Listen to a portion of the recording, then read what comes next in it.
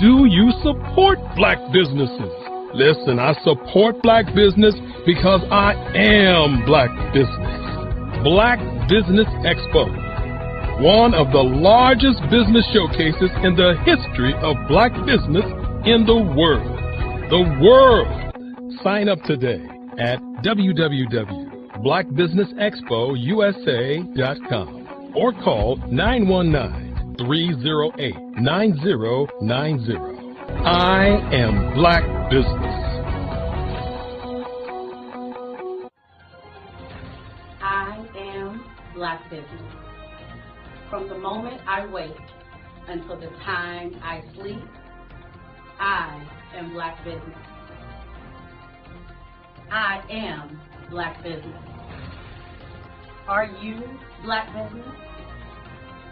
I am black business. Do you support black businesses? I support black business because I am black business.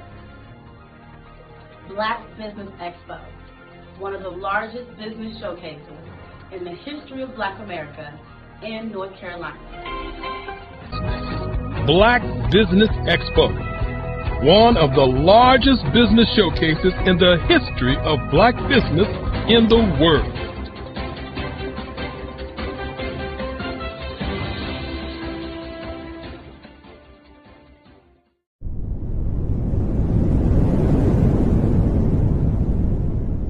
I'd like you to imagine with me, if you will, opening an app where you can collaborate with like-minded individuals from around the world, get inspiration and in-app tools to launch and grow your business, as well as share your knowledge and earn compensation, all in one app.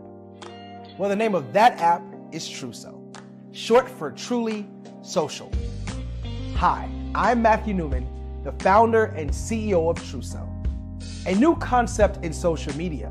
Truso is designed from the ground up to be a platform that's both social and empowering for all its users. How exactly do we do that? I'm glad you asked. First, Truso brings the world together via video.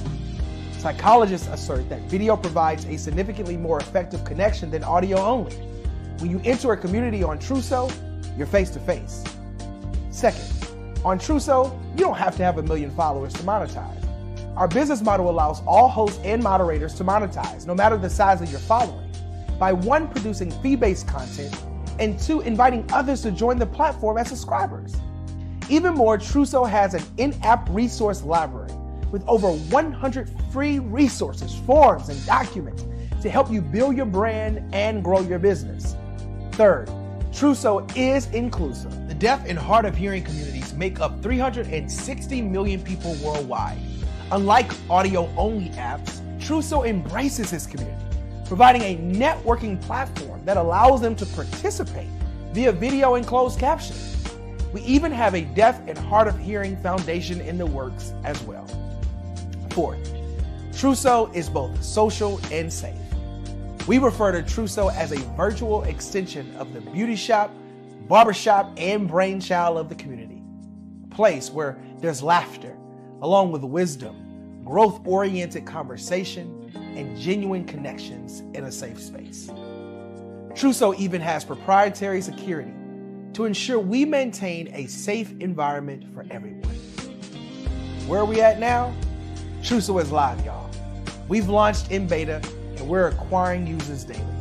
We have an incredible development and marketing team, plus amazing celebrity influencers at the table, helping us spread the word around the globe, beginning within the African diaspora and beyond by creating a safe space for growth, connection, and collaboration.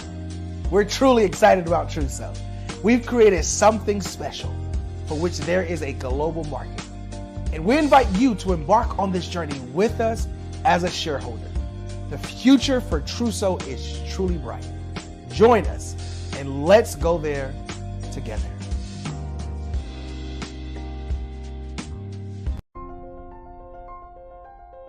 What if you could build your own city? A place where every child can find nurturing people to help them achieve their full potential. A place where every adult can access job training support, where health education is abundant. where social justice ruled the land, a place without limitations. Welcome. You have arrived at STEM City, USA. It is what every city should be, a safe and trusted community where you find people and resources to help you become everything you are and beyond. STEM City is unlike anything you have ever experienced. It is a digital twin of the world around you, only better. STEM City is about energy and soul renewal. It is more than a digital world. You can almost feel the power of live cultural events, music, and theater. STEM City promises a better future for children with caring mentors and hands-on activities with dedicated tutors to support our youth. STEM City is your passport to a healthy lifestyle with weekly events addressing our community's many issues. STEM City is your financial well-being with helpful information on wealth management, career advancement, job training, and so much more. STEM City is the community you deserve. It is the city where your dreams can come true. STEM City USA, a place in the sky that is accessible to all who reach for the stars.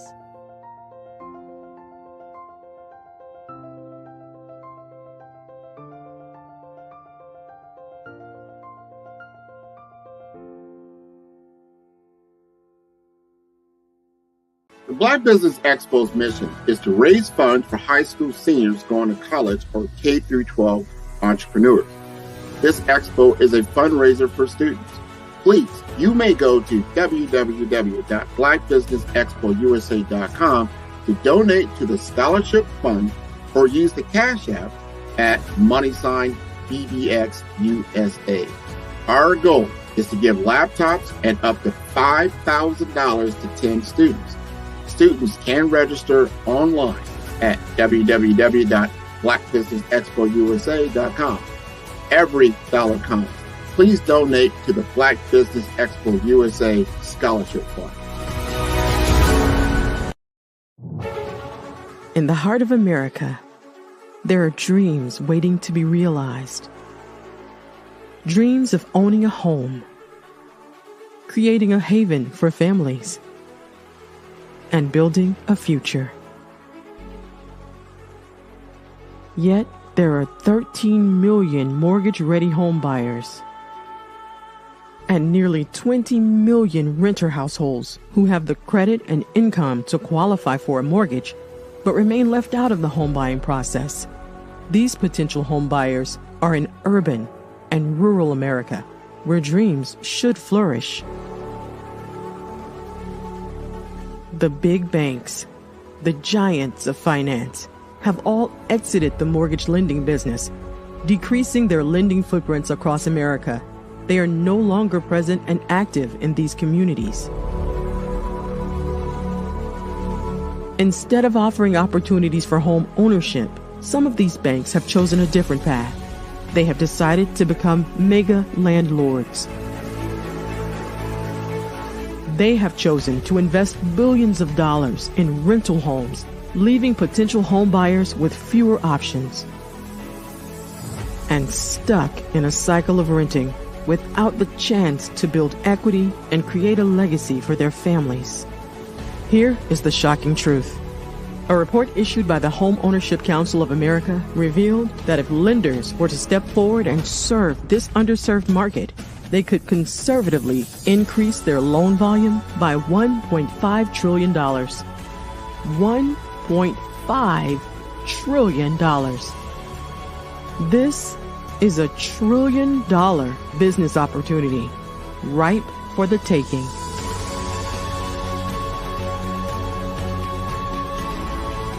That's why I Have a Dream Home is here. We support the American dream of home ownership in urban and rural America. We believe in the power of social consciousness and the impact it can have on people's lives. Investing in urban and rural America is not just good business sense. It's a moral imperative. Our mission is clear. Become the go-to mortgage lender in these communities. Create a pathway to home ownership for all Americans, breaking the cycle of poverty by empowering families to build wealth, stabilizing our communities, and taking pride in our country. I have a dream home. Unlocking dreams, transforming communities, and rewriting the story of American home ownership. For more information, scan the QR code or visit our website at www.ihaveadreamhome.gold. Hello, my name is Kiasi Helm and I'm 14 years old. I think my genius would probably have to be setting goals and achieving them. I say this because ever since I was young, I always wanted to be an author, and at age 11 I ended up achieving this. But not only did I end up becoming an author, I ended up becoming a public speaker, a publisher, a business owner, all these great things. The name of my business is Written by Kids Publishing Company. I decided to start this company because I thought it was important for me to help kids my age express themselves through literacy and just achieve their own goals. Because to me, achieving goals is the best thing in the world to feel. It's you just achieving things and aspirations that you set for yourself. And I know that everybody is capable of this, because even if you don't end up achieving the goal, you still tried your best, and that's the most important thing. And everybody is capable of this because genius is common. Thank you. Did you know women represent just 3% of Fortune 500 CEOs and less than 15% of corporate executives at top companies worldwide?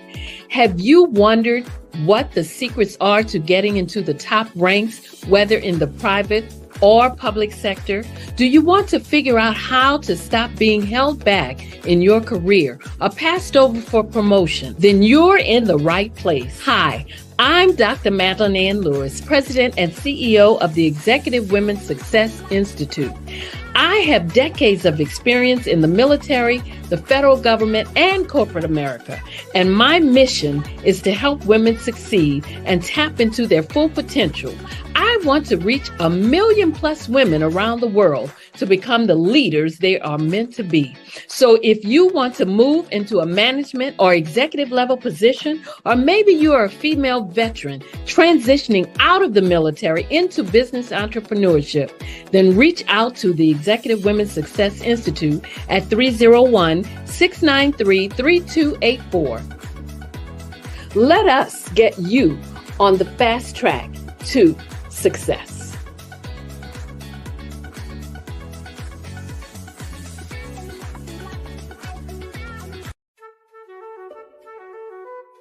This is Dr. Arnold T. Petsworth. He's the owner of Petsworth Vet World, a veterinary clinic in Hopton, Connecticut. His patients include dog, cat, frog, fish, Goldie, dog, and this alpaca. Due to doctor-patient confidentiality, we can't tell you their names. Business at Vet World was steady, and then quarantine hit. Neighbors brought new four-legged friends into their homes. Bunnies. Bunnies everywhere. Dr. Petsworth welcomed these new patients with open arms. The only problem? There were more appointments than he could manage. That's when Dr. Petsworth turned to his American Express business card, which offers spending potential that's built for his changing business needs. He decided to hire a new assistant, Julio, and with spending power built for business purchases, he used his card to furnish a new exam room. Together, Dr. Petsworth, Julio, and American Express Business made sure all the pets of Hopton got the love and care they deserve. And everyone was happy. Get the card built for business by American Express.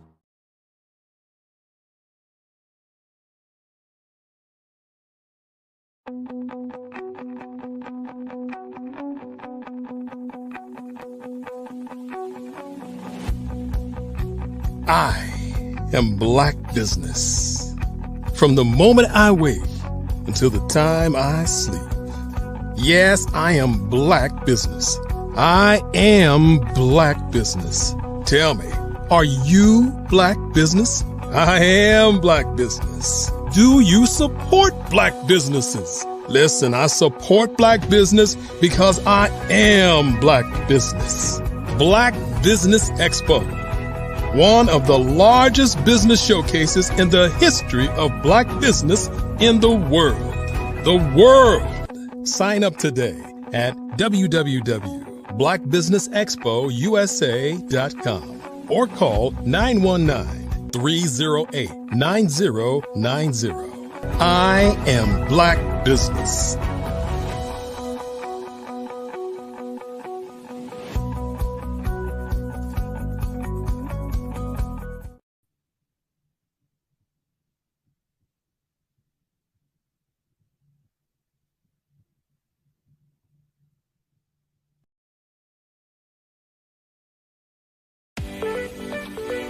You are in the right place at the right time. The Black Business Network opens again for its Black Business Olympics, a 24/7 broadcast on business, strategies, global branding, social media marketing, finance, advertisement, and much, much more. Featuring the top, most powerful entrepreneurs and speakers and thought leaders from all around the world as they gather together for this phenomenal event. Join the Black Business Network streaming live into the metaverse, STEM City, USA, Black Multiverse, Pod TV, Roku, Hulu, iHeartRadio, Apple TV, YouTube, TikTok, Instagram, Google Podcasts, Facebook, LinkedIn, IBM TV, Spotify, and Twitch. Tune in today and be a part of this amazing movement. The Black Business Olympics welcomes you.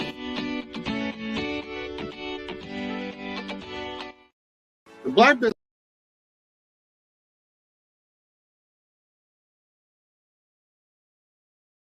The Black Business Expo's mission is to raise funds for high school seniors going to college or K through 12 entrepreneurs. This expo is a fundraiser for students.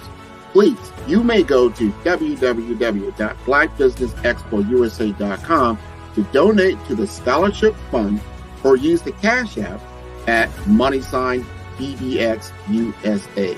Our goal is to give laptops and up to $5,000 to 10 students. Students can register online at www.blackbusinessexpousa.com. Every dollar counts. Please donate to the Black Business Expo USA Scholarship Fund.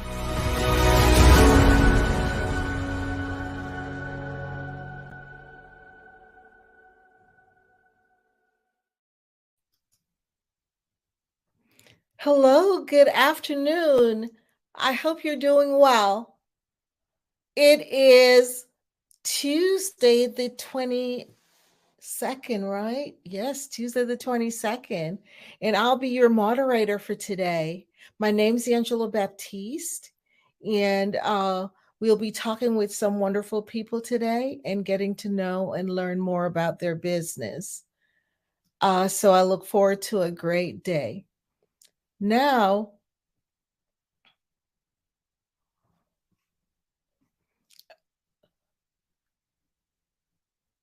good afternoon again, business owners, entrepreneurs, thought leaders, and corporations. Welcome to the Black Business Network. My name is Angela Baptiste, and I'm your business moderator for this afternoon on the Black Business Network. The Black Business Network is a 24-hour business network showcasing Black businesses, business owners, entrepreneurs, and thought leaders. We have speakers from North Carolina, London, Singapore, Africa, Japan, and cities all over the United States. The Black Business Network is a global community sharing its business knowledge to empower, inspire, and educate businesses about business. Today, our first speaker for this afternoon is Philomena Moncure. Philomena is an outgoing business advisor who looks to help anyone whom she comes across. Philomena has managed people and large revenue projects at the tender age of 17. That's when she started. She's an entrepreneur's advocate for all things growth, branding, and simple solutions. So I introduce you to Philomena.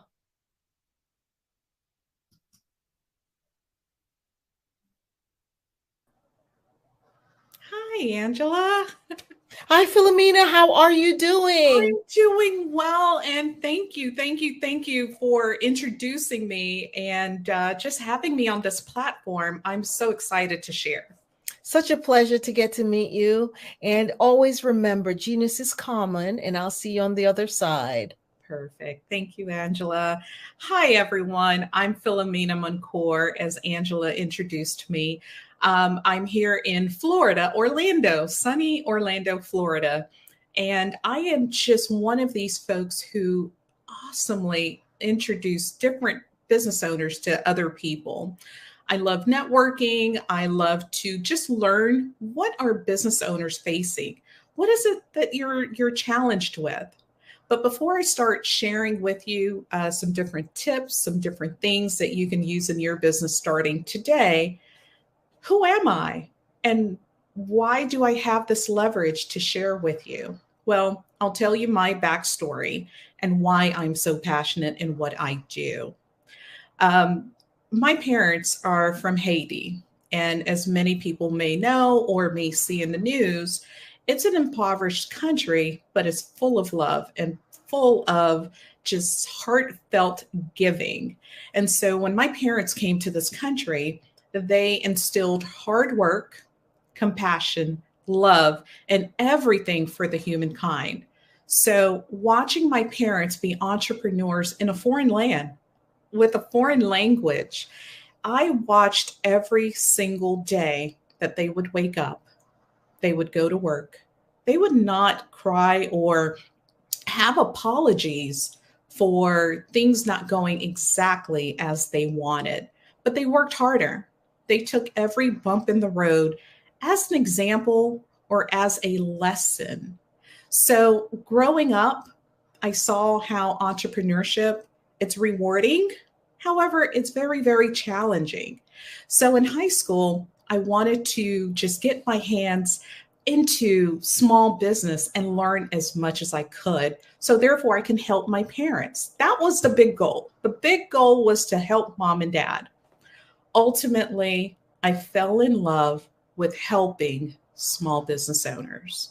Now, my very first job, I'll tell you, it was working a Super Bowl at the stadium in Miami, Florida. Now, the one thing I learned is the value of a commodity, being able to give an item to someone and they would pay me in cash and they would pay for that service, whether it was pizza or hot dogs or whatever it was. But it was an honest earning wage. I learned the fact that the stadium itself, because I was behind the scenes, they would buy something at low cost and they would monetize it with a larger dollar. So with that, I took that back to mom and dad. I said, okay. I sat them down. I said, let's buy things at low cost and let's mark up the price. I am 15, 16 years old, maybe telling my parents how to run their business. Fast forward, I go off to college. My goal was to become a lawyer at this point because that's what I thought I really wanted to do. No, I really, really, really wanted to help entrepreneurs.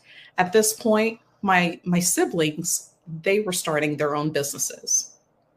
And as they are going on their entrepreneurial journey, they asked me to help. They've seen what I've done with mom and dad's business. They saw how we were trading internationally, how we cut costs and grew profits. And so automatically they're like, hey, little sis, help me. My older siblings are in a medical field. One was in the trucking industry. And a lot of it was based off of, hey, look at my business. How can you help me? So my passion, as you can hear, it's all about helping my family. But over the years, I found that as I meet people, I wanted to know, hey, what's your passion? What drives you? What is that thing that makes you think, hey, I can monetize this, be an entrepreneur, and set up a legacy for myself and for my family? And that is the thing, that is the shred that keeps me going, that makes me want to help entrepreneurs. Now, as an entrepreneur, I know you guys are facing a lot of roadblocks and a lot of challenges. A lot of times it's just knowing how to get started. Oftentimes it may be getting hold of vendors. A lot of times it's marketing. But all in all, as an entrepreneur, there are so many challenges that you're facing. Now, think of this question. How many times have you sat at your computer and you thought to yourself, is there a better way? Now, are you facing daily demands with running your business?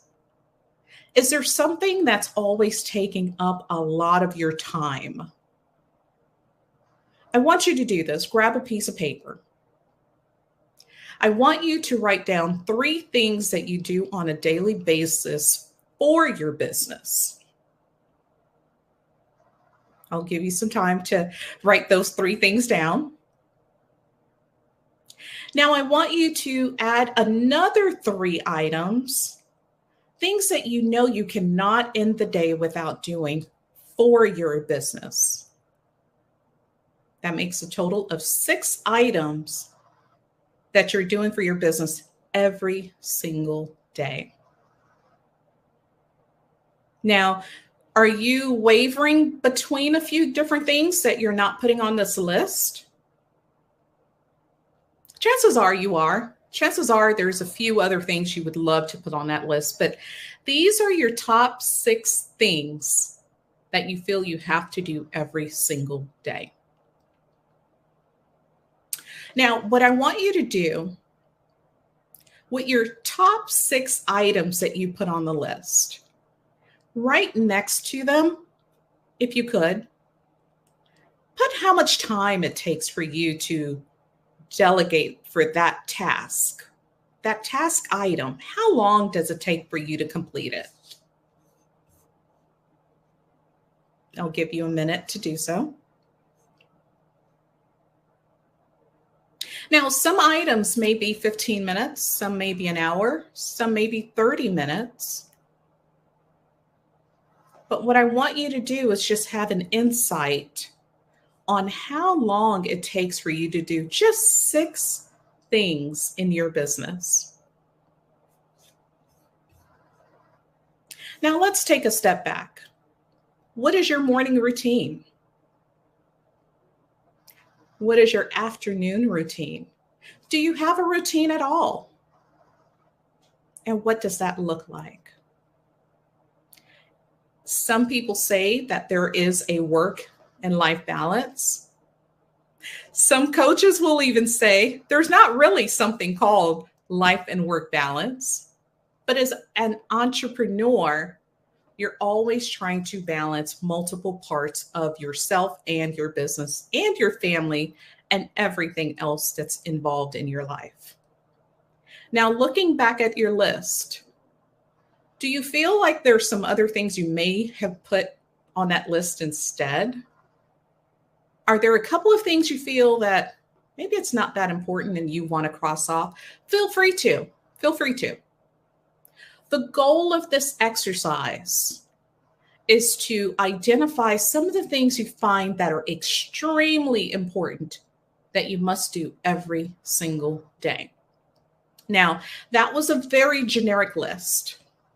I want you to create another list here right at the bottom of your page, or even on the other side of your paper. How are you marketing your business? What are you doing day in and day out to market you and your business? What does that look like? I'll give you a moment just to work through that. And as you're working through what you're doing on a daily basis to market your business, what are your top 3 non-negotiable things you must do every day or every week to market your business? Is it posting on social media? Is it posting new video content on YouTube or TikTok? Is it answering inquiries on social media? Because that is the thing too. Is it sending out a newsletter? Is it cold calling? What are those top 3 things you're doing currently that you feel are non-negotiable for you to market your business? Okay. Now I want you to take a moment and just write to the side of it, how long are each of those 3 tasks taking you? The reason I want for you guys to do this exercise with me, and perhaps if you want to watch this video again and go through the exercise, the reason being, there are some things we're doing because we're entrepreneurs and we want to do them. But are we using the most effective methods? Are we using the time allotted? Could you be spending your time doing something else that's beneficial? There's no right or wrong, but sometimes as entrepreneurs, we need to just think about, hey, maybe there's this one thing that could save me time, that could save me energy, that could maybe perhaps bring up my revenue. Because ultimately, that's what most entrepreneurs want, is a better revenue, more time with family, perhaps just streamlining things. And that's okay too. Now, I'm going to give you a couple of facts, and we're going to come back to your top 6 and your top 3. Did you know that 91% of small business owners are struggling with the economic impact in their current industry? 91%. 68% of business owners will pass on their higher costs to consumers by raising prices. There's nothing wrong with it. And currently, 67% are anticipating that there's going to be a recession. That's the word that everyone's buzzing all around the news. I don't personally watch news because it's quite depressing for me. However, as entrepreneurs, if you're on Twitter, if you're on any kind of channel, sometimes those numbers can be very, very alarming. And that's in the back of our minds. A lot of times we're not thinking about it firsthand. But when I look at these numbers, if a lot of entrepreneurs are fearing what's to come, what's making your business enjoyable now? How are you enjoying your business? What are you doing to make it different? Now, a lot of folks, when they're in their business, they're working on the business and they're not enjoying it, but they're looking for a few different things. One, they're looking for ways to market their business better. They're looking for ways to reach a bigger audience. A lot of business owners are looking for ways to use now technologies like ChatGPT or even automating some of their tasks. Now, we're finding that 38% of business owners who are now leveraging technology are doing better. They're booking more. They're able to get repeat clients. They're able to respond to their clients quicker. Now, going back to the list that we originally talked about, those top 6 things, I'll share with you what some of the top 6 are for a lot of business owners. 1 is phone calls back. We're responding to email. 2, and these are the top 6 things that they have to do in their business to be profitable, to be successful, to feel as if they have a handle on their company. So one is responding to phone calls and emails. Number two is posting somewhere on social media. And when we talk about posting, and I'll cover that in a second, it's not necessarily all the channels that they need to, but it's whatever they're comfortable with. It may be Facebook, it may be Instagram, but they're posting on at least one social media channel. And the third thing or task that a lot of business owners feel that they must do on a daily basis is actually do an outreach. An outreach could be a newsletter. It could be cold calling. It could be just reminding people that, hey, you looked at a product of mine, or you have a quote for a service. I haven't heard from you. Now, when we talk about the entrepreneur's journey and how business owners are figuring out a way to do things, technology should be your best friend at this point. It's not going backwards. As much as we would want to put the genie back in the bottle, it's here to stay. It's here to stay. So what technologies are you using currently? Are you following trends? Or are you looking at individual technologies to help you and your business based on what your needs are? Now, that in itself could be very complicated, convoluted, confusing, scary, all of these negative words, but here's what I want to share with you. There are some platforms today that simplifies your entire day. Yeah. It will simplify your client contacts, all of your messaging, your social media, your books, what's coming in, what's going out, what's out there that's floating that hasn't been paid.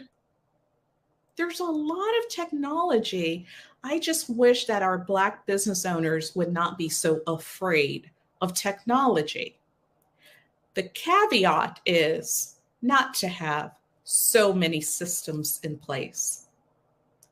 The old adage of having too much of one thing, too much technology can be a hindrance, but the right technology could be a blessing. Could be a very good blessing to you, your business, your growth, and your bottom line. Now, let's talk about social media for a second. Ooh, that's social media. Some people love it. Some people despise it. Some people, they figure, hey, it's here to stay. I might as well try it. But are we monetizing it? Are we utilizing all the tools that are in front of you? And for some, it's just a platform. It's just a place to post, but it doesn't generate revenue. Now, here's the thing I'll tell most Black business owners. Posting is great. Putting your information on social media is a start. But have your systems in place to where you're able to not just be a face on social media, but that you're a source of information for people to go back to. Give more than you're asking. That would be my number one tip. Give more information, give video, give content on things that people can do to resolve an issue that they may have within your line of business. For example, carpet cleaner. Carpet cleaner, he says, hey, give me a call. I'll clean all your rooms for $99. Great, no problem. But the carpet cleaner who tells me, hey, you can use 7-Up and baking soda. I'm just making this up. This may be entirely wrong. But for the cleaning spot, here's what you can do. Now, because I'm a consumer who looks at this carpet cleaner as not someone who's trying to sell me all the time, but who is giving me valuable information, I am now looking at this business as a trusted advocate, a trusted company that I should do business with in the future. Now, I can also take that content as a consumer and I could share it. That little piece of advice, that DIY of how to clean my little spot on my carpet, it may go the furthest than that carpet company asking me to do business with them. Now, as the entrepreneur, posting is great. However, add value. Automate some of your add value content. Now, let's see if I can share my screen with you guys. And hopefully I can give you a few more nuggets that could be very, very beneficial. And as I'm pulling up my screen, take a look back at your list. And let's take a look at how your day-to-day, what does that really look like? And let's share my screen.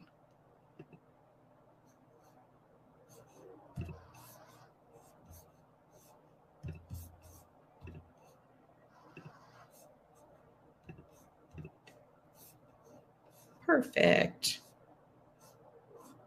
I would love when we rewatch this to be able to see how you guys are sharing the top 6 things that you're doing in your business day to day. I would love to know more about that. All right. It may not let me share, and that's okay. So I will read to you just a couple of things. So as business owners are overwhelmed, the number one thing is knowing their top 6 things that are in their way. Now, a few more things that new startups, I'm going to talk to new startups here. Getting discovered online, managing their staff, customer communication, and jobs. Now, for new startups, being found online is very important. Think of looking at an aggregator.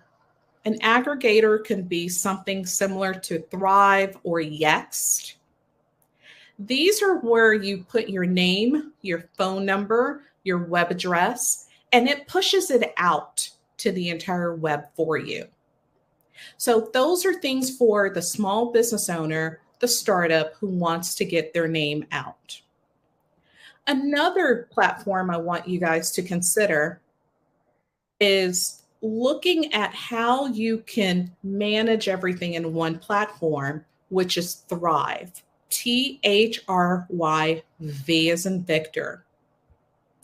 And if you want to know more, you can definitely visit me at callphilomena.com, and where I show you a bit more about your reputation online, posting into different medias like your Facebook, your Twitter, Instagram, LinkedIn, all in one platform, guys. So it's not as if you're going to Facebook individually, Twitter individually, but you're posting one piece of content and it's going out to the web.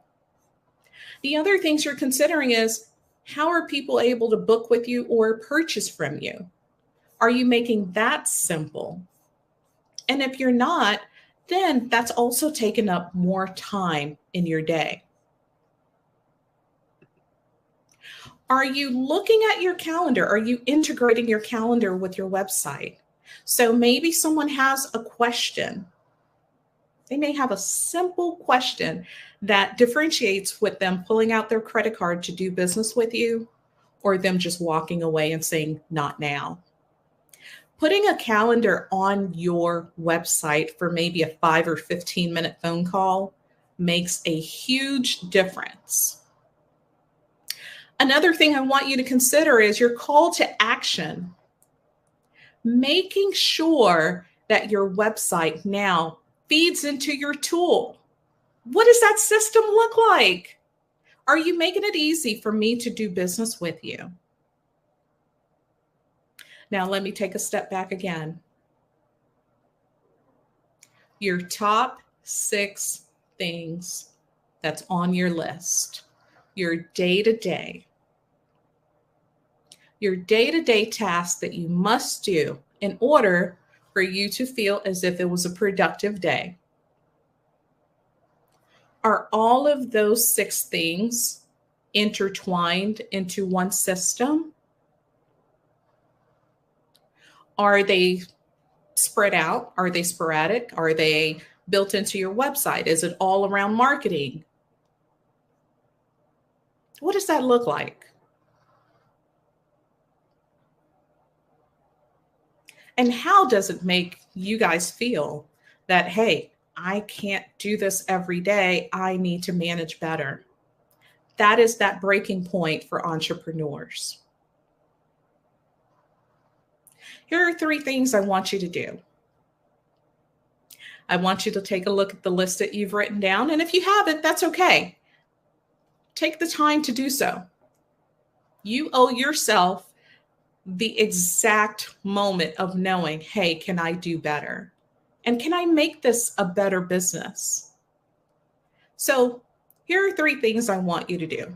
Number 1 is take a look at your day. Take a look at your systems. How many systems are you paying for? How many things are you registered for? That's number 1. Number 2, I want you to look at how frequently you're utilizing some, not utilizing some. Maybe you haven't even logged into this one thing you're paying for. But take a look at the utilization. And then number 3, what value does that bring to my business? That's it. That's it. A lot of times as entrepreneurs, we're finding that we're signing up for things. Free trial, 30 days free, 14 days free. And there's a credit card attached sometimes there's not.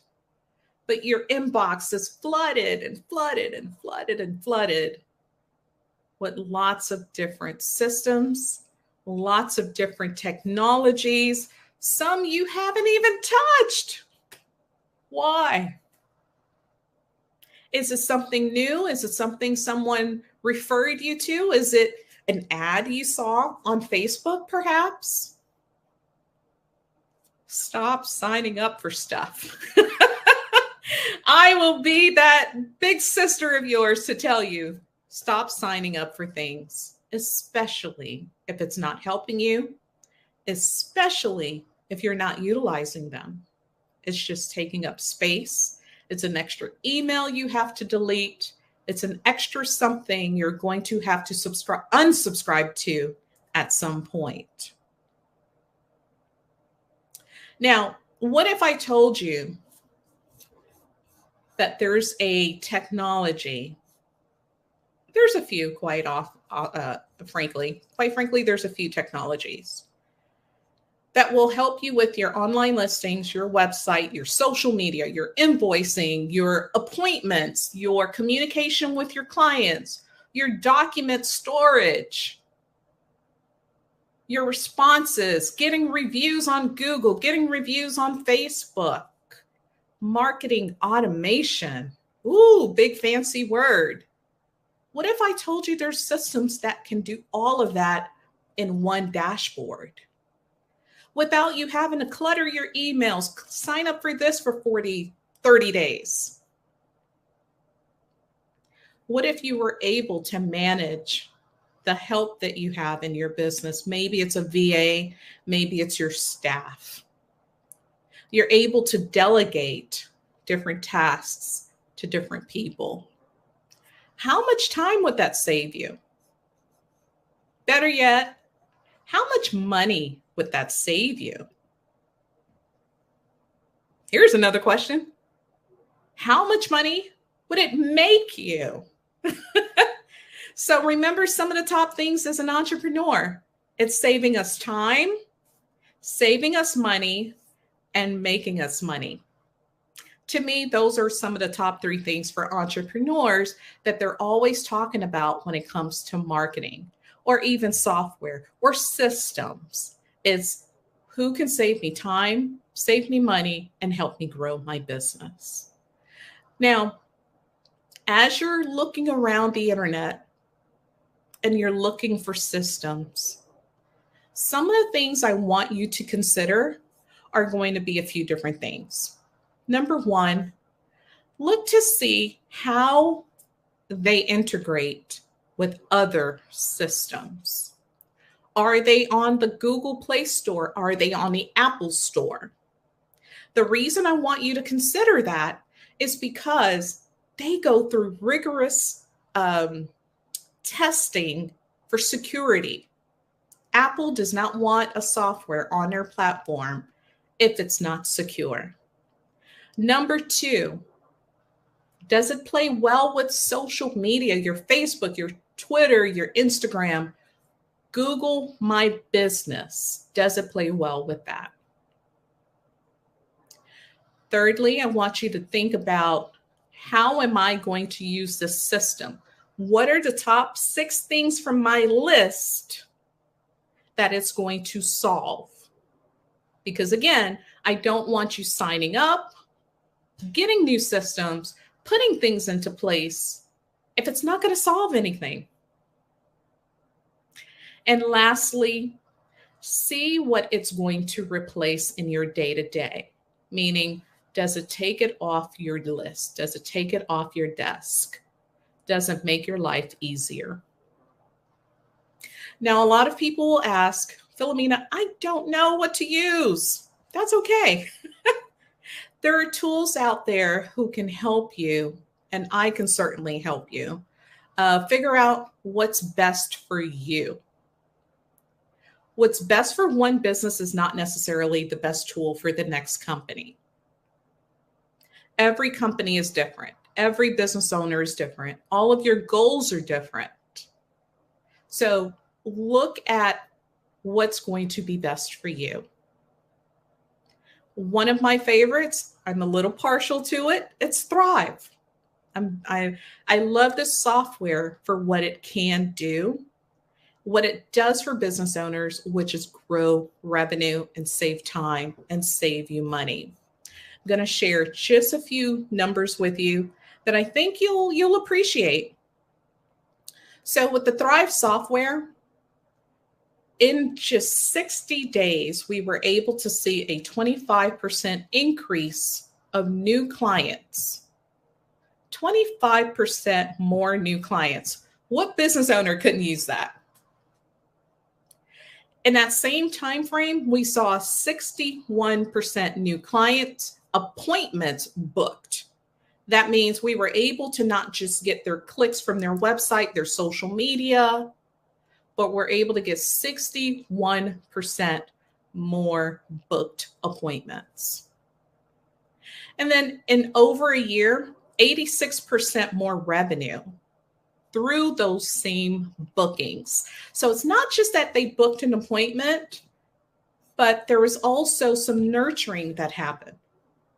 So we were able to keep in contact, automating, those contacts with those business owners and clients. So they were able to turn not just the not now, but into advocates and into eventual clients that were spending money with them. So just automating just a couple of tasks within the business, we're able to grow them by 80+%. Who wouldn't want that in their business? When it comes to your small business, I would challenge you to simplify your processes. I would challenge you to get systems in place. A system in place that automates, saves you time, grows your business, and helps you just take off a little bit of that stress. I am Philomena Mancour. You can reach me at phone number 407-733-7776. You can also reach me at my landing page, which is callphilomena.com.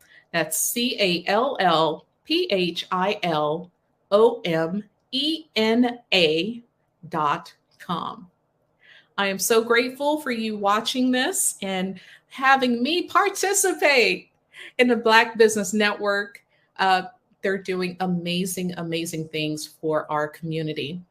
So just want to say thank you to everyone. And hopefully you've grabbed just a nugget or two and you're able to grow your business and get to those goals that you want. Good luck, and I hope to help you at some point.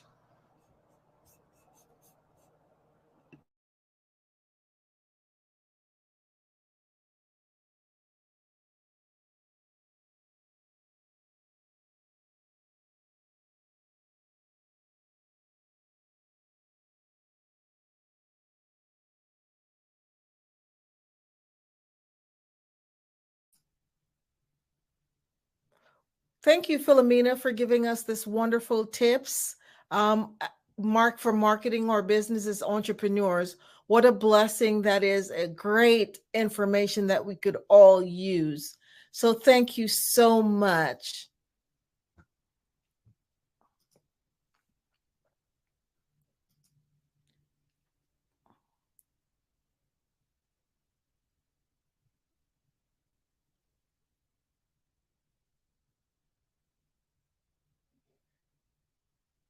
Hey guys, my name is Caden. I'm the CEO of Caden Teaches, and my genius is teaching kids about financial literacy. Throughout my financial products, such as my financial flashcards, my activity book, and my newest project, my financial bus, which I bought. And on the bus, it has a mock bank where kids will learn how to deposit and withdraw money, a mock grocery store where kids will be able to learn how to have a family budget, and a mock stock exchange where kids will even be able to learn how to invest in stocks.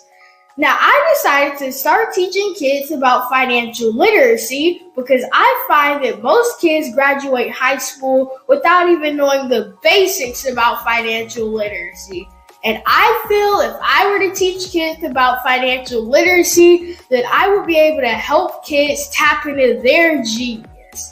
And I actually learned about financial literacy to my dad because I would go to business meetings with him and I would always see that they were talking about financial literacy. And at that point, I didn't understand what financial literacy was. So I took it upon myself to learn about financial literacy and teach it to kids in a way that they can understand.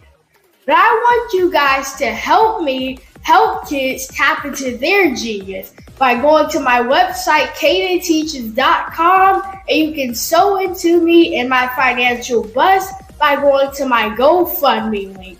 And remember, if Caden can, you can too. Because genius is common.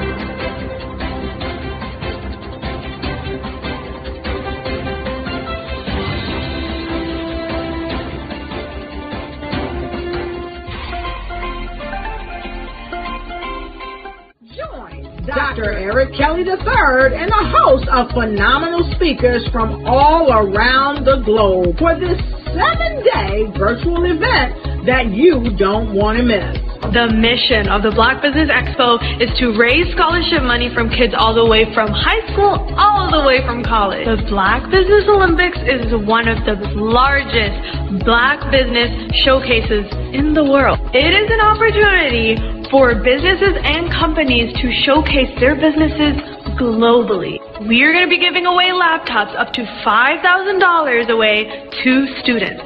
Again, I'm Olivia Appleberry, the founder of 2 Cents Finance and one of the speakers for the expo. I am so excited to see you there. For more info, go to www.blackbusinessexpousa.com or call 919-308-9090 and hope to see you there. I am Black business. From the moment I wake until the time I sleep. Yes, I am Black business. I am Black business. Tell me, are you Black business? I am Black business. Do you support Black businesses? Listen, I support Black business because I am Black business. Black Business Expo, one of the largest business showcases in the history of Black business in the world. The world! Sign up today at www.blackbusinessexpousa.com or call 919-308-9090. I am Black business. I am Black business. From the moment I wake until the time I sleep, I am Black business. I am Black business. Are you Black business? I am Black business. Do you support Black businesses? I support Black business because I am Black business. Black Business Expo, one of the largest business showcases in the history of Black America in North Carolina. Black Business Expo, one of the largest business showcases in the history of Black business in the world.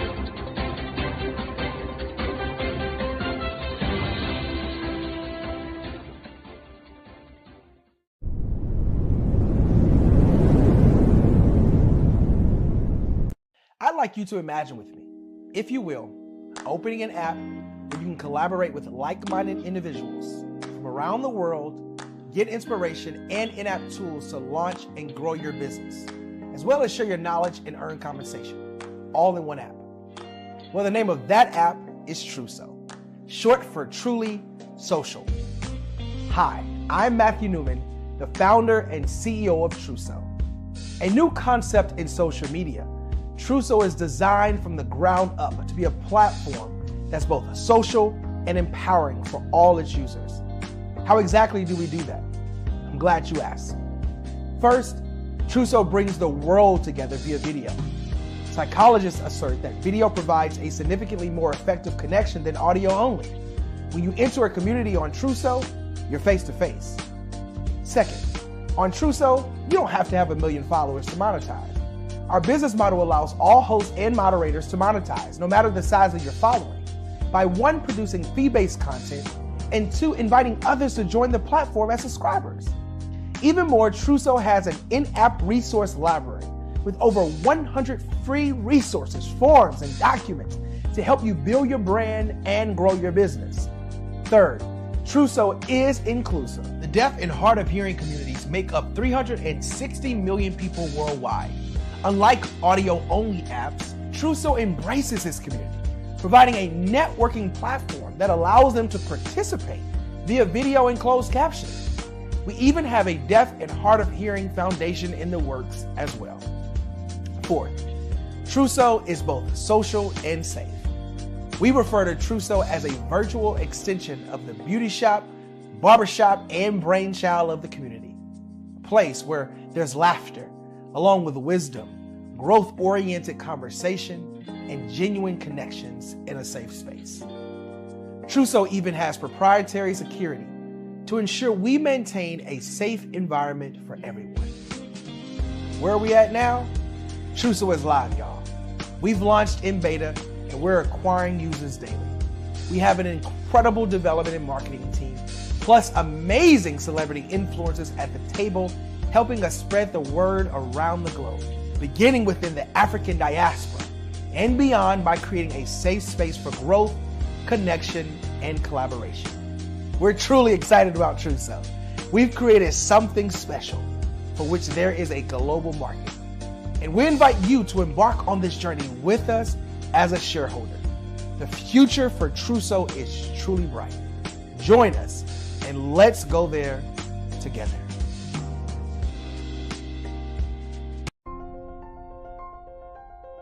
What if you could build your own city? A place where every child can find nurturing people to help them achieve their full potential. A place where every adult can access job training support.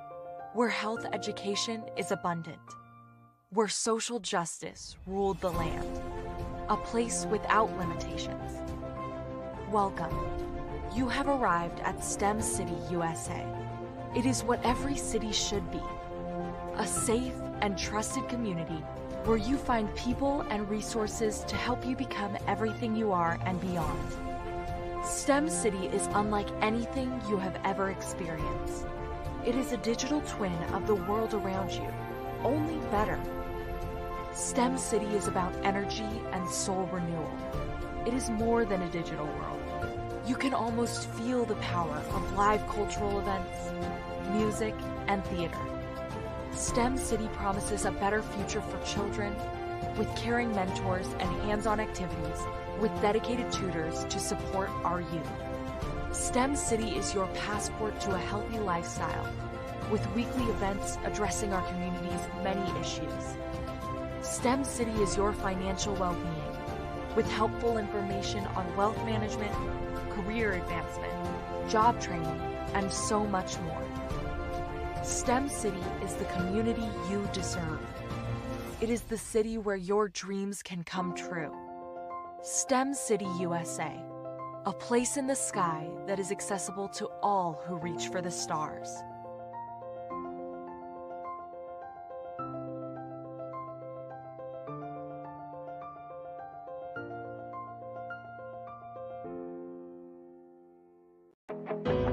I am Black business. From the moment I wake until the time I sleep, I am Black business. I am Black business. Are you Black business? I am Black business. Do you support Black businesses? I support Black business because I am Black business. Black Business Expo, one of the largest business showcases in the history of Black business in the world. Sign up today at www.blackbusinessexpousa.com or call 919-308-9090. I am Black business.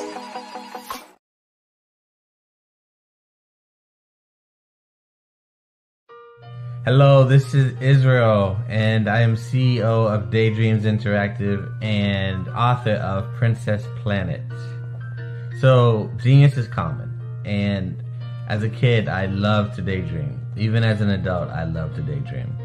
And when my daughter became 6 and loved princess characters, but we just could not find the diversity that showed her, we created our own characters. So, for instance, you have Princess Nulu right here. Princess Nulu is from Uganda, and her genius is that she loves to take care of animals. She can actually even listen and hear what they say. And then we have Princess Isabella right here. Princess Isabella, she's from Cuba, and her genius is biochemistry. One day she hopes to eliminate disease. Then we have Princess Nia right here. And Princess Nia is based off of my daughter. And she is what she wants to be, the greatest dancer alive. So that's her genius. So what's your genius? My genius is my imagination. Genius is common.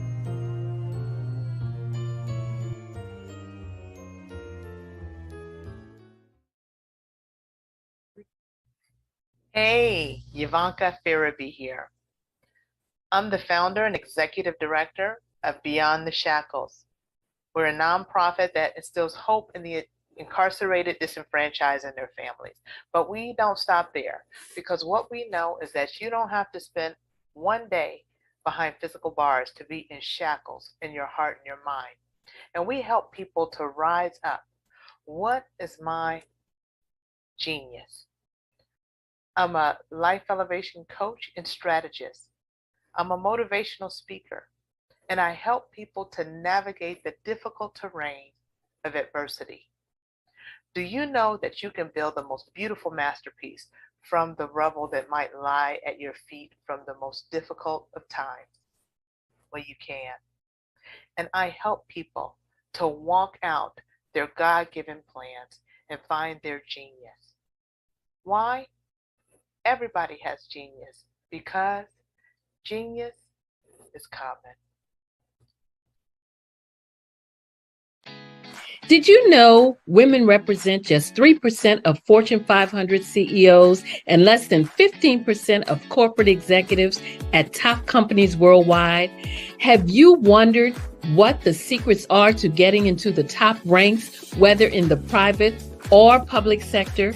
Do you want to figure out how to stop being held back in your career or passed over for promotion? Then you're in the right place. Hi, I'm Dr. Madeline Ann Lewis, President and CEO of the Executive Women's Success Institute. I have decades of experience in the military, the federal government, and corporate America. And my mission is to help women succeed and tap into their full potential. I want to reach 1 million+ women around the world to become the leaders they are meant to be. So if you want to move into a management or executive level position, or maybe you are a female veteran transitioning out of the military into business entrepreneurship, then reach out to the Executive Women's Success Institute at 301-693-3284. Let us get you on the fast track to success.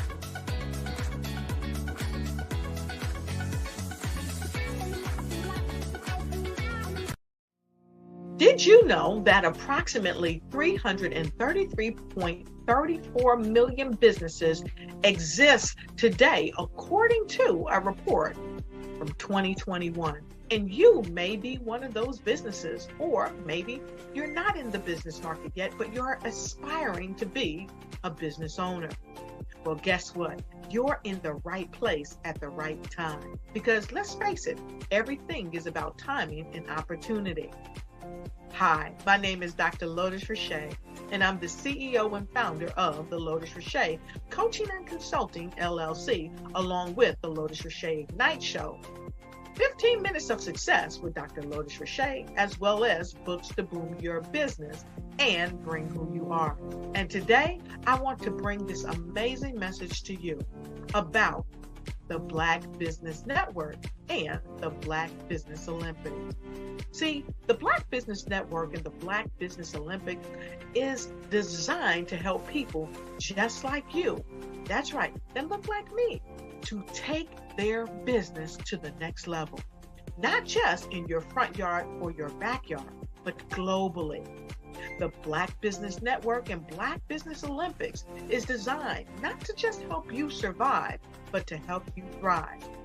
So join us today as we come together with businesses all around the world to support our students, our children, our young teens, our young entrepreneurs. What we do is we come together to help raise funds for students who are aspiring to be business entrepreneurs, who are aspiring and who are thriving in college.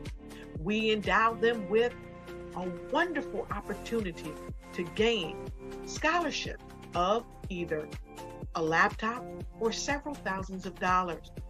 And we invite you to help be a contributor to this amazing opportunity to help someone that looks just like you. So join us today at our website and let us connect with you and help you ignite and take flight in every area of your life on the Black Business Network and the Black Business Olympics. I'll see you on the other side.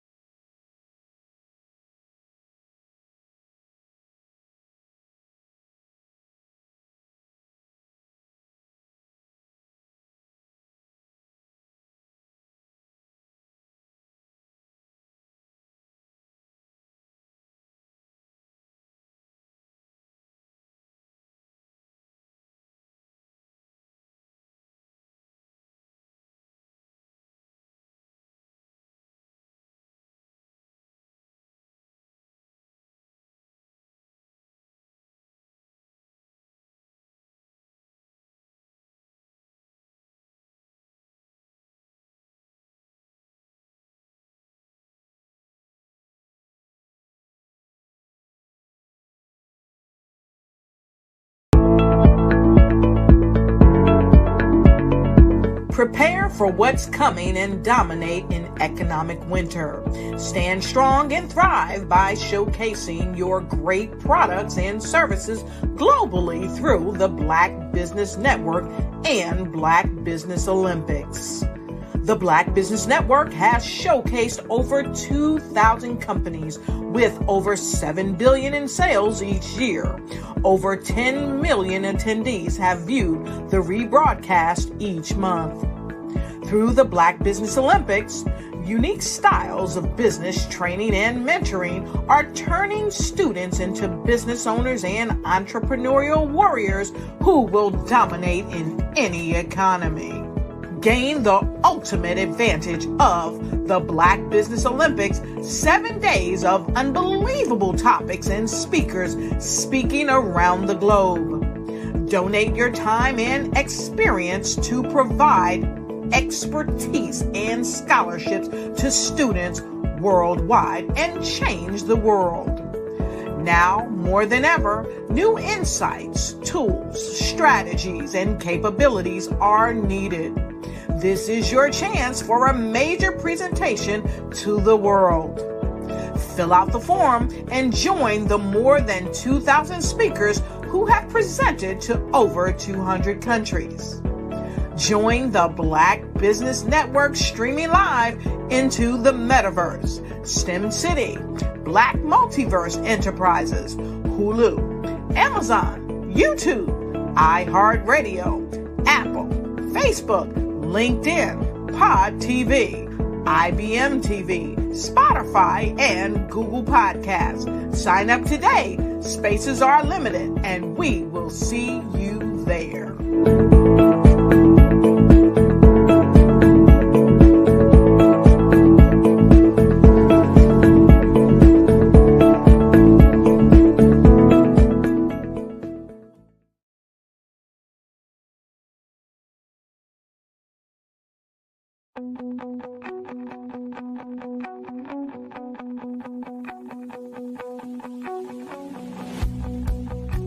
I am Black business. From the moment I wake until the time I sleep. Yes, I am Black business. I am Black business. Tell me, are you Black business? I am Black business. Do you support Black businesses? Listen, I support Black business because I am Black business. Black Business Expo, one of the largest business showcases in the history of Black business in the world. The world! Sign up today at www.blackbusinessexpousa.com or call 919-308-9090. I am Black business.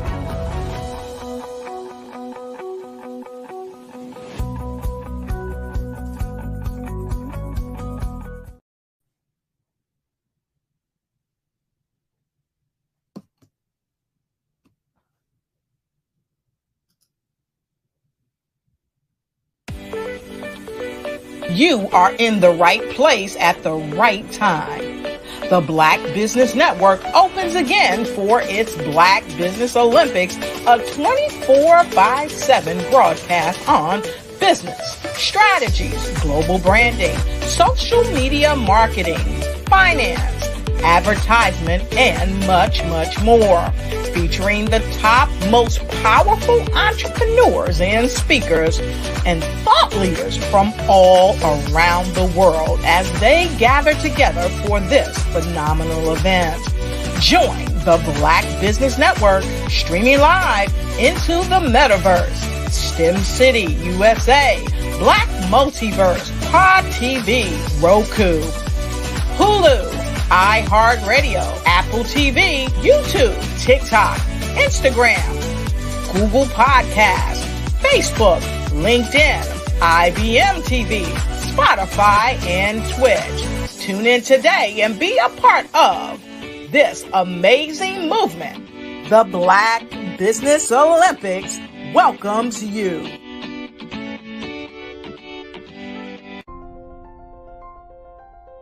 What if you could build your own city? A place where every child can find nurturing people to help them achieve their full potential. A place where every adult can access job training support. Where health education is abundant. Where social justice ruled the land. A place without limitations. Welcome. You have arrived at STEM City, USA. It is what every city should be. A safe and trusted community where you find people and resources to help you become everything you are and beyond. STEM City is unlike anything you have ever experienced. It is a digital twin of the world around you, only better. STEM City is about energy and soul renewal. It is more than a digital world. You can almost feel the power of live cultural events, music, and theater. STEM City promises a better future for children with caring mentors and hands-on activities with dedicated tutors to support our youth. STEM City is your passport to a healthy lifestyle with weekly events addressing our community's many issues. STEM City is your financial well-being with helpful information on wealth management, career advancement, job training, and so much more. STEM City is the community you deserve. It is the city where your dreams can come true. STEM City, USA, a place in the sky that is accessible to all who reach for the stars.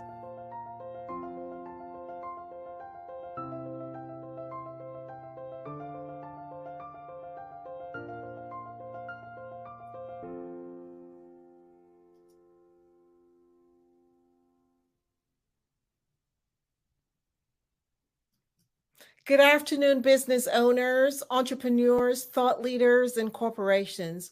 Welcome to the Black Business Network. My name is Angela Baptiste, and I'm your business moderator for this afternoon on the Black Business Network. The Black Business Network is a 24-hour business network showcasing Black businesses, business owners, entrepreneurs, and thought leaders worldwide. We have speakers from North Carolina, London, Singapore, Africa, Japan, and cities all over the United States. The Black Business Network is a global community sharing its business knowledge to empower, inspire, educate businesses about business. Today we have a keynote speaker, and his name's Lawrence Nichols, and I'd love to introduce him to you, and he will be talking with you and sharing with you, some important tips. So let's introduce you to Lawrence Nichols. He's passionate servant leader who was a military veteran, or is a military veteran, a church planter, a school founder, a serial entrepreneur, author and a mentor, a speaker, a trainer, and a coach. He and his wife, Tamara, have dedicated their lives to developing leaders who develop leaders in the U.S. and abroad. He has an innate ability to identify and activate leaders' strengths and gifts while helping to equip and empower them and their teams for greater impact. He leverages more than 3 decades of leadership and management experience in military, private, and faith-based arenas to help others cultivate and fully maximize their potential. I introduce to you Lawrence Nichols. Hi, Lawrence. How are you? Hi, Angela. How are you today? I am doing well. Such a pleasure to get to meet and talk with you. The same here. Awesome, awesome, awesome, awesome. So I have a few questions that I wanted to ask you, but before I do that, go ahead and share with the audience, some tidbits about yourself and what it is that you do. Thank you, Angela. And again, thanks for that introduction. The best way to describe what I do is, have you ever found yourself trying to get your team to do something that they didn't really want to do? Well, that's what I do. I help leaders and teams do the work that you find it's a lot of times difficult to get them to do. I'm with LTN Enterprises and Leaders Who Win, and that's our goal, that's our passion, that's our desire. Now, what I want to talk to you about today, what I'm going to talk to you about just for a little bit of time, is team alignment. Team alignment. And I'm going to give you an acrostic. It is ALIGN. I'm going to say that again. ALIGN.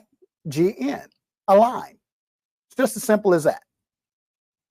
The first question that you have to ask when we're talking about team alignment, and it doesn't matter what organization you lead, it doesn't matter.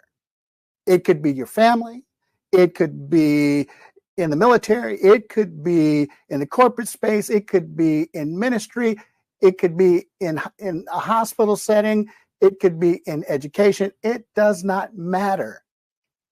If you cannot get your team aligned and moving towards the vision that you've set, then 9 times out of 10, you're going to fail.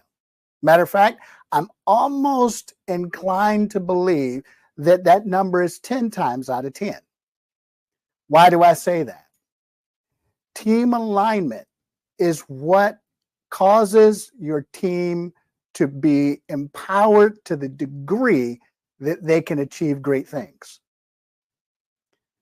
Most organizations fail to get their teams properly aligned. And they end up with headaches and heartaches that often cause them not just a bunch of emotional distress, but it will cause them financial distress as well. So let's get started. The first question that you have to ask is why, or let me put it this way. Is your vision clear? Ask, that's your first A. That's the first letter in the acrostic. Is your vision clear? I didn't say, what's your why? I asked, is your why clear?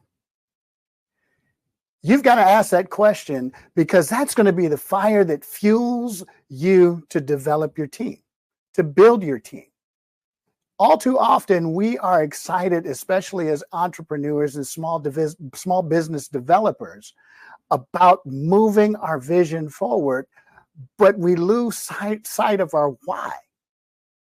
We lose clarity in our why. How does that happen? It happens because of what we know as creep. Things that creep in and cause you to miss or lose the focus of your why. The payroll that has to be done. The orders that have to be filled. All of those things that cause you to lose clarity on your why. So the first thing that you've got to do as a leader, as a visionary, is redefine, reclarify, ask again, why am I doing this? Why am I doing this? Taking the time every 3 months or so to ask that critical question, why am I doing this? Every 90 days, if you're not asking, why did I start this to begin with?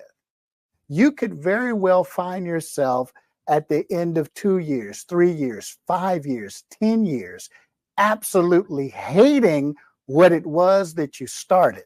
And what you started was good. What you started had the foundation to change the world. And yet, you lost your why. You lost clarity on your why. You got too busy doing all of the other things, and you stopped focusing on your why. So the first A in Align is ask the critical question. Do I have clarity on my why? Now, the second question, or the second letter in Align, is L. And this is really, really, really simple. Line up. Now, I want you to think for a minute about any basketball team that you've ever seen play. Maybe you're not a basketball player. Maybe you're a soccer player. Doesn't matter what the player or the game is, or the sport is. There's always a lineup. There's always a lineup. It's important that when you're building your team, you get the right lineup. NBA franchises spend a lot of time and energy and effort and resources getting the right starting five, because they understand that if they get the right starting five, it will be the catalyst that will move them towards a potential championship. You have to have the same mindset. You've got to have the same mindset that is so focused on in acquiring the right lineup. See, when we talk about lineup, it's more than just finding the next talented individual. It's about, what does the chemistry look like? Part of getting your team alignment right, after you've asked, is my vision clear?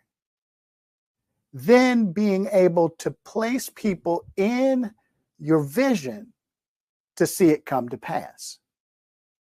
Just like these NBA franchises bring on players, and again, they've got a vision for what that team looks like, for what their end goal is. And of course, the end goal is bringing a championship back to their city's place of residence. They want to be able to do that. The questions now that they begin to ask are we looking for a franchise player? Or are we looking to build the team based on the elements that each person brings to the team? Which brings me to my next letter, and that's I. And that I is not about you, okay? I'm not saying the I is about you, but I am saying it is about the individual's gifts, talents, abilities. In other words, what's their superpower? What is their superpower that they bring to bringing the vision to bear? See, a lot of times we conduct strength assessments and behavioral assessments and all of the different assessments that we conduct so that we can find the right fit. But you've got to be able to bring all of those talents into alignment. Now, part of that is when we're creating the culture that we desire to see, no one's individual talent, gift, ability should stand alone in as much as it works together. No one individual's talent should stand alone as much as it stands together.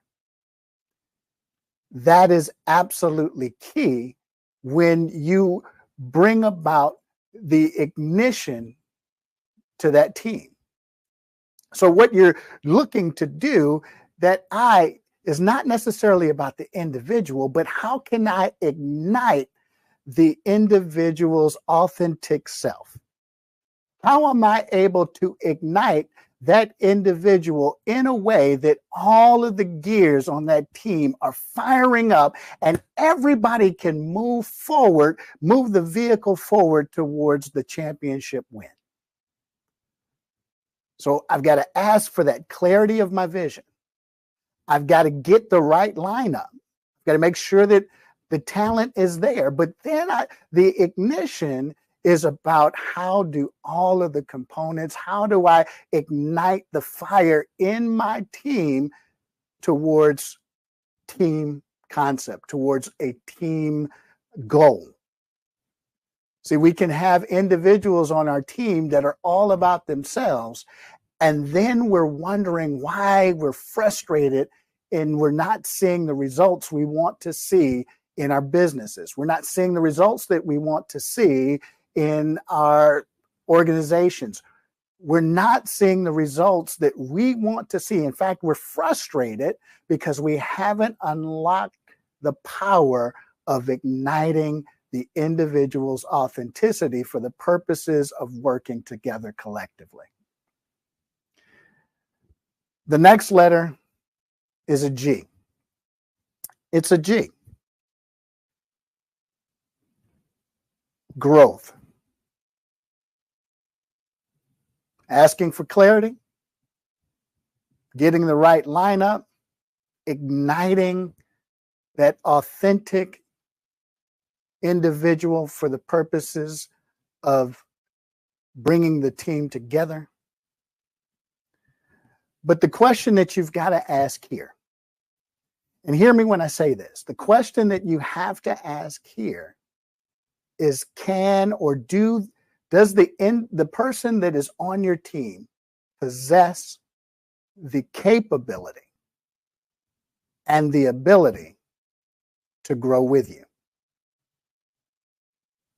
Do they possess the capability and the ability to grow with you? That's a powerful question. Because oftentimes when we're putting our teams together, oftentimes, especially when we're starting out, based on familiar relationships. We're putting those teams together because they feel good, but not necessarily because they are good. I'll say that again. We put our teams together because the relationship feels good, but not necessarily because it is good. We waste time on moving our organizations forward because we're oftentimes unwilling to have the crucial conversations that are necessary to bring about growth in the individual. Now, I know you're saying, well, they're a family member. Yeah, well, family can be tough to work with. Do they possess the capability and ability to grow with you? Well, we're childhood friends. We go way back. Again, do they possess the capability and the ability to grow with you? It's not personal. If you have a vision to change the world, if your vision is designed to impact globally, then sometimes you have to have that crucial conversation. Now, the people that are supposed to be on the team, they will possess the capability and the ability to grow with you. They're going to be vested in growing themselves, in developing their capability, developing their skills, developing the things that will take them higher, that will elevate their game. And ultimately, because they are elevating their game, they're elevating the game across the board for everyone. Unfortunately, some people that are a part of your team, they've hit their ceiling. They've hit their ceiling. They can go no further. And we will allow our emotional attachment to the relationship hinder moving the ball forward. It hinders us from going into the next room, the next space, the next place that our business is supposed to go. Those in business have heard the story of the McDonald brothers and their limited vision, their unwillingness to move beyond the comfort zone of what they knew caused them to miss a global opportunity. Ray Kroc seized that opportunity and literally grew beyond the capacity of the McDonald's brothers. If you're looking to take your organization from just helping a few to helping the ones that you have been called and created to help, then you may have to ask the question, do the team members that I have on my team right now possess the capability and ability to grow with me? Now, my final letter in alignment or in align is new. So we've asked for clarity on our vision. We've got that clarity. I've got it. I'm clear on my vision again. And I've built the dream team. I've got the lineup that I need. And I've ignited that authentic talent, gift, ability to operate together. And I know that the person on my team or the people that are on my team have the ability and capability to grow. But here's the critical question. The critical question.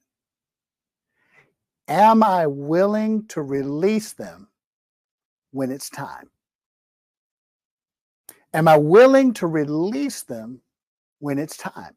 I've put all of this effort into growth and development in this individual. I've put all of this time in trying to get them on board. I've put all of this time.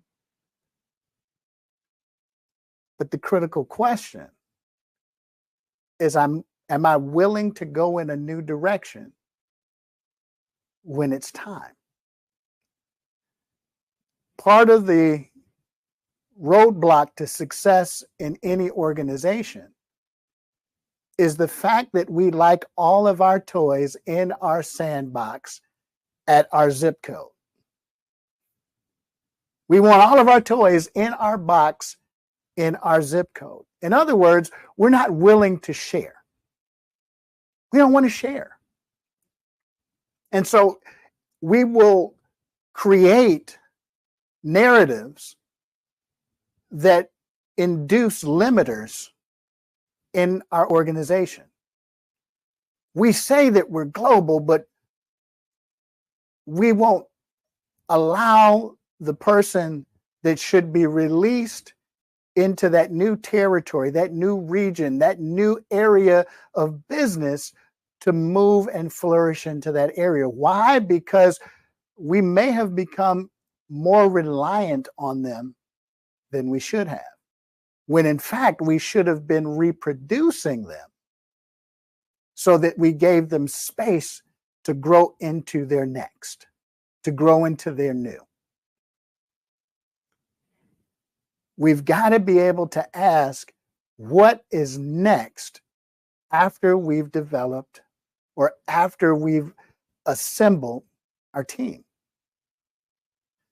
Too often, and I've seen it more times than not, we put so much restriction on an individual that we frustrate their greatness. We frustrate their genius.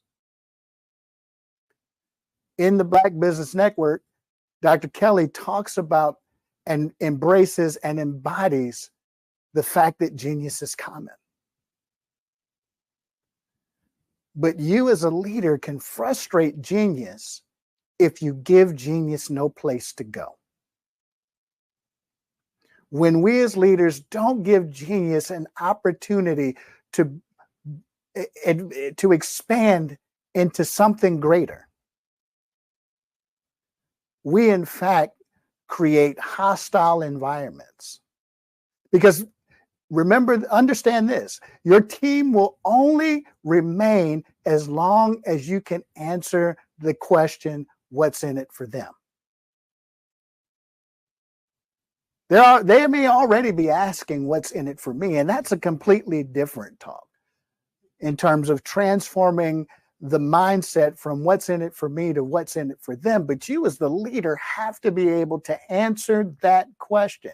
What's in it for them? And am I creating the next space for them to grow into, for them to further expand and to explore and to bloom into the fullness of what it is? Because if you connect those kinds of people on your team, there is absolutely nothing that your team cannot accomplish. So, again, am I asking myself, am I clear on my vision? Have I revisited my vision again and again and again to make sure that it's still saying the same thing? Am I lining my vision with the people that are going to help me carry it out? Am I igniting the gifts, talents, abilities of those that are along this journey to a win,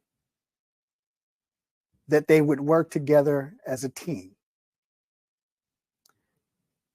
do I have the growth mindset that I am investing in their growth and I'm also investing in my own personal growth? And finally, the end, am I considering what's next? What's in it for them?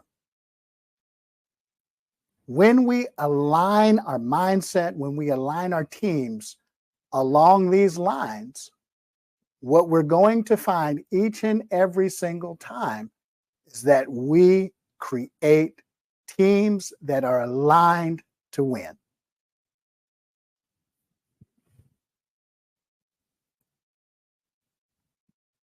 Oh, Angela, I think you're still on mute. Thank you so much, Lawrence. How powerful that was, being able to be in alignment, right?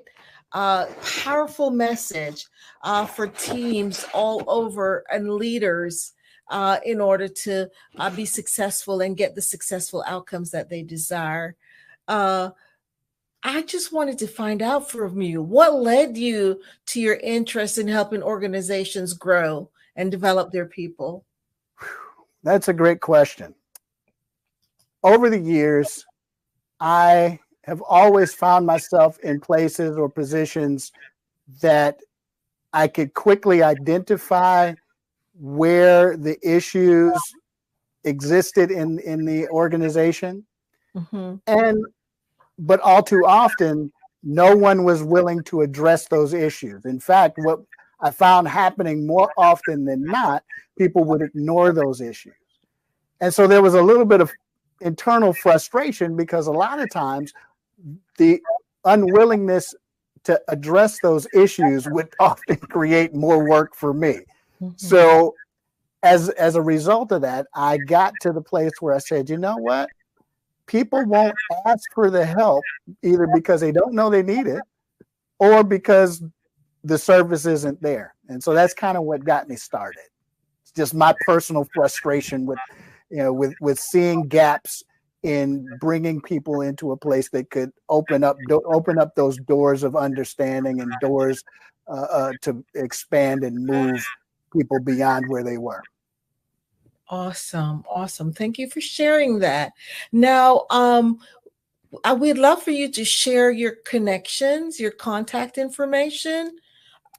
Absolutely. So I can be reached on pretty much every social media outlet that there is, but primarily between LinkedIn as well as Instagram, Facebook, is LTN Leaders Who Win.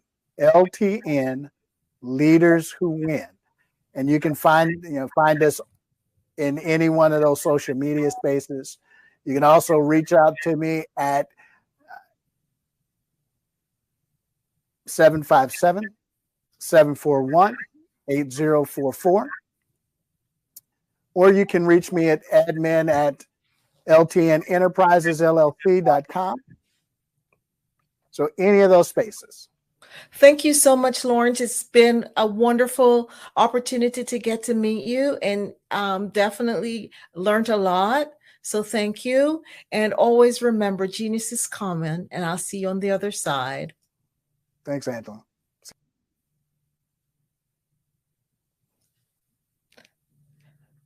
The Black Business Expo's mission is to raise funds for high school seniors going to college or K-12 entrepreneurs.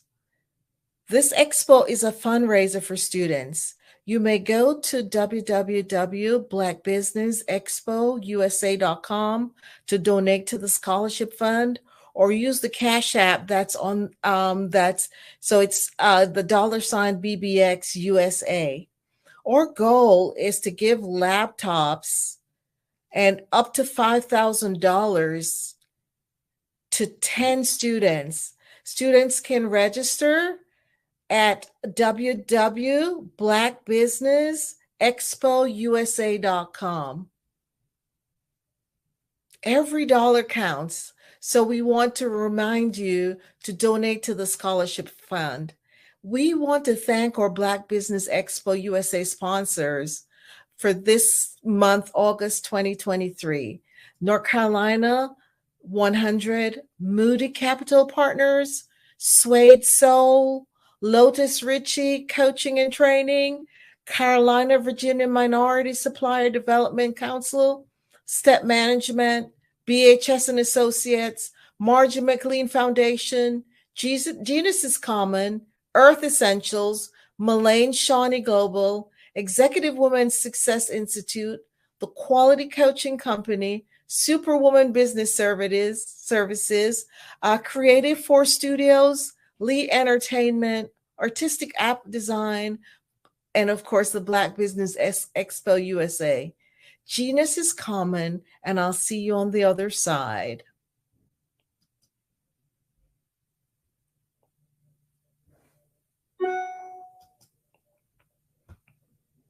I'm Ramon Ray, founder of Smart Hustle Magazine and smallbiztechnology.com.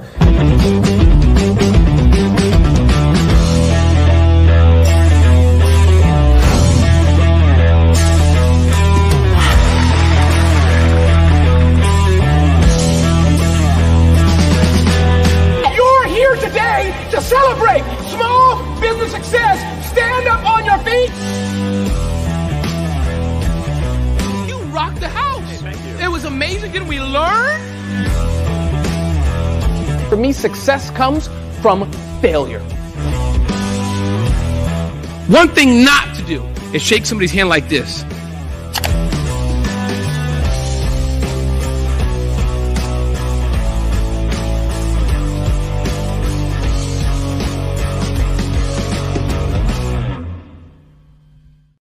I'd like you to imagine with me, if you will, opening an app where you can collaborate with like-minded individuals from around the world, get inspiration and in-app tools to launch and grow your business, as well as share your knowledge and earn compensation, all in one app.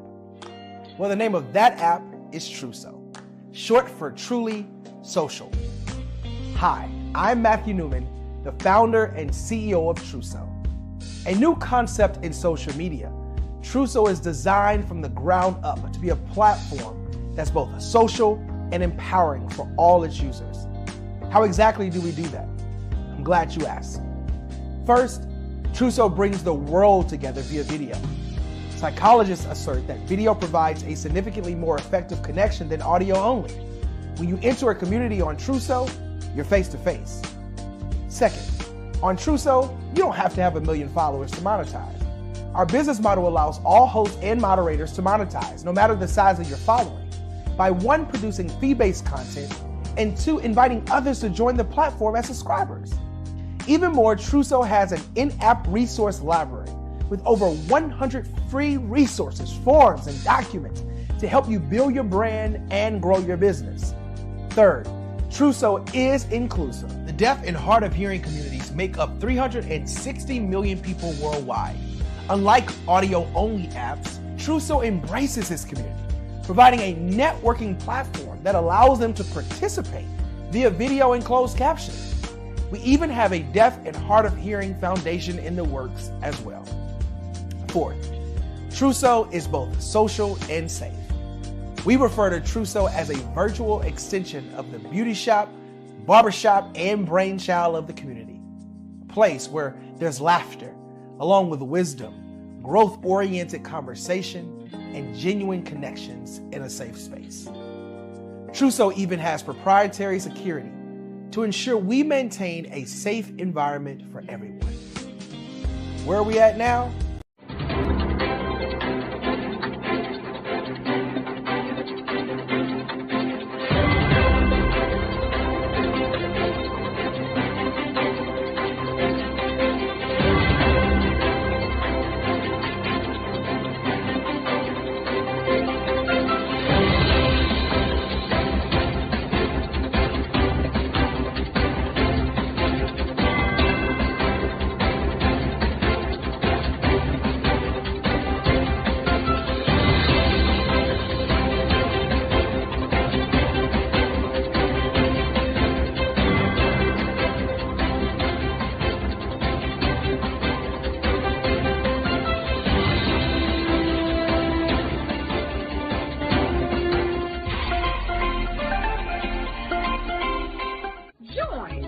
Dr. Eric Kelly III and a host of phenomenal speakers from all around the globe for this 7-day virtual event that you don't want to miss.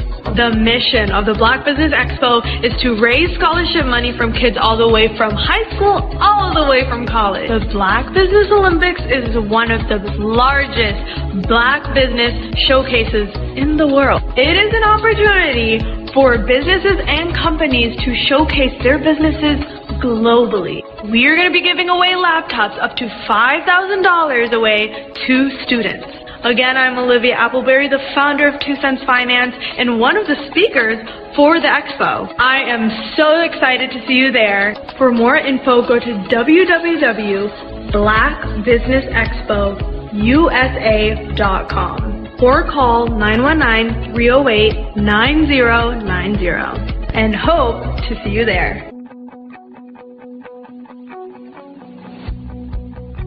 I am Black business. From the moment I wake until the time I sleep. Yes, I am Black business. I am Black business. Tell me, are you Black business? I am Black business. Do you support Black businesses? Listen, I support Black business because I am Black business. Black Business Expo, one of the largest business showcases in the history of Black business in the world. The world! Sign up today at www.blackbusinessexpousa.com or call 919-308-9090. I am Black business. I am Black business. From the moment I wake until the time I sleep, I am Black business. I am Black business. Are you Black business?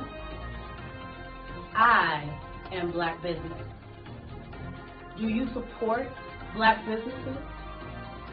I support Black business because I am Black business. Black Business Expo, one of the largest business showcases in the history of Black America in North Carolina. Black Business Expo, one of the largest business showcases in the history of Black business in the world.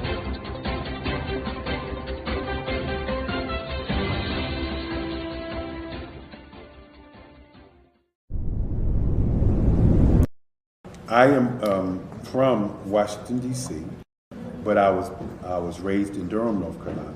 I came to Durham when I was about 5 or 6, and then I traveled back and forth to D.C. because it's where my people are from. One of the unique things about my family is my mother, she's also an artist. She does quilting, and she does a lot of artistic things, and then my son, he draws with both hands, his right hand and his left hand like I do. So that's kind of a family trait. And then my other son, he's a videographer, and my daughter, she works, she's a regional vice president for Sunglasses. When you start out drawing and sketching, you want to continue to explore, you know, each avenue. I do pastels, I do pen and ink, I do painting, I do acrylics. I haven't done oils yet.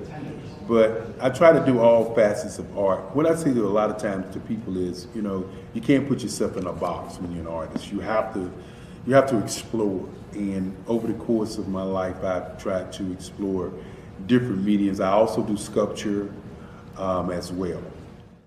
I choose my subjects by the intensity that they have in their faces, or the intensity that somebody is moving, because I do more than portrait drawings. I also do I do abstract, and then I do figurative drawing also. Well, what happened in this particular show is that I started out trying to come up with something that would be a little bit different than what everybody else is doing. So I was working on a Barack Obama show, and they wanted me to do some paintings of Barack. And so what I did was, because of the deadlines, I kind of did it kind of fast. And then I realized when I was doing it fast, I enjoyed it.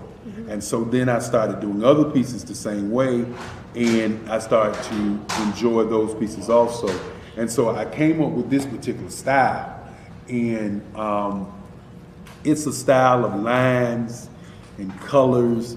And what's interesting is that when I was in college, I did a show called Lines, Colors, and I talked about the boldness of the blacks, the hotness of the whites, and this is how this has come about, later on in my life. And the colors comes from a lot of the entertainers that I work with, where they wear different colors. They don't wear, your plain reds or your whites. They wear different colors, and so that's also another piece of what's giving me the colors. The subtitle of this show is Faces That Speak Life. That's real critical. Faces that speak life. Each one of these pieces is a life source and a life energy that's being put on display for people that are looking at them. I always say in terms of my art, it's not important that I draw them. It's important what you get out of what I draw. I don't try to just draw it because you like it. People wanted me to do prints. I didn't do prints. People asked me to do different people, but the people that I choose are people that make a difference in the lives of people in the world. So the human landscape idea was, again, as I say, the lines represent your emotions, it represents your ideas, and it represents your journey as a human being. And that's why you get the different pieces and the different looks. And as you notice, I try not to do one look that looks alike another look. And that's what's the most important part of this show.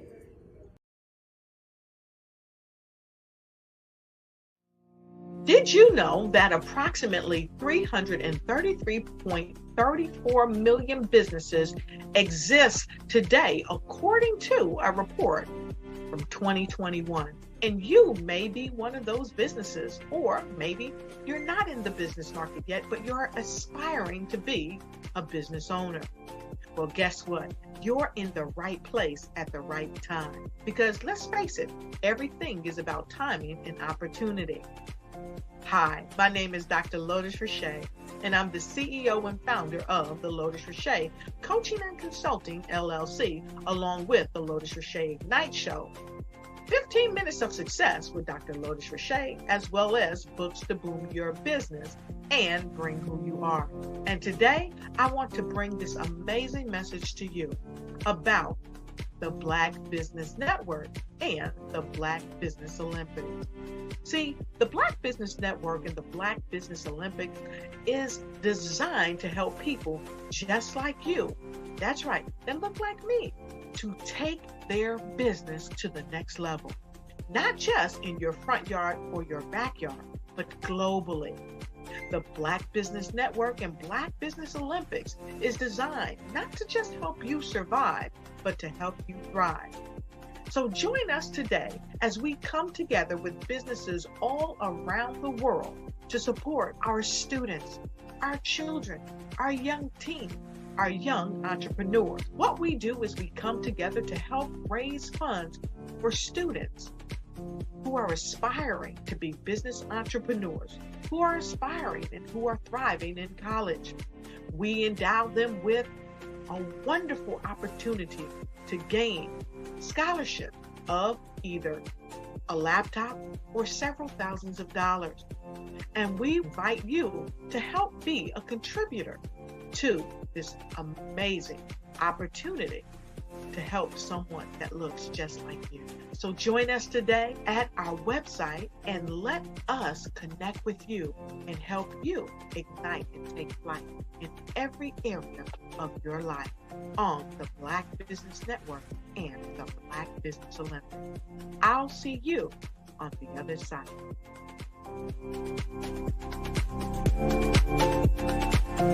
Phenomenal Tanya T. Wise, who is here from the great state of Maryland. Tanya, welcome and thank you for being with us today. Can you indulge our audience a little bit and tell them just a little bit more about who you are and what it is that you do? Well, I love being able to talk to people and have a magnetic attitude, being able to just show them. So I always like to say, level up is Coach at Tanya T.Y. is here. So can you tell our audience, just give them a teaser about what your presentation will be about? So my philosophy is that we should all be living our dream life. So tomorrow I'm going to talk about how you start living your dream life. What are some of the things that you thought about in your childhood that you just kind of let go and dormant? Wow. And I want to reignite that and just give you some pointers and some tips, some tools, some strategies to be able to start living your best life now. And guess what, Wanda? And leave it inheritance for your legacy. Oh my goodness. Okay, I know that's resonating with a lot of people. I've heard that you have a dynamic coaching program. Can you tell us a little bit more about that? Absolutely. So our coaching program help people that have the lack of time, that lack strategies, and lack the confidence to go after their dream life. So we help them implement tools, we help them implement strategies, as well as give them resources so that they can live their best life now and leave that inheritance. Wow. Oh, I love that. I love the leave the inheritance part. Listen, you are dropping some major nuggets, and I know a lot of what you're saying is resonating with a lot of people, but I think we're all curious. How did you even make this transition into the speaking and coaching arena? What's the story behind this? So I started out in finance, and I realized that a lot of people don't necessarily go after their dream life because of the lack of finances or the education behind finances. But it wasn't until I lost my firstborn, my only son, that life changed for me. And where I was going after it all, living the corporate life, hit my 6-figure income and living in my dream house with my dream man, driving my dream car. I nearly lost it all when I lost my son. And so I realized it only takes one financial catastrophe that can change your entire life. That's what made me start All New Beginnings. Because no matter what's going on in life, there's a new beginning. And because of that, we develop a program called Wise Minded. My little slogan is, don't just dream it, let's live it. If they want to connect with you or work with you, what is the best ways for them to be able to do that? Well, for my social media guru, you can connect with me on every single social media platform as Tanya T. Wise.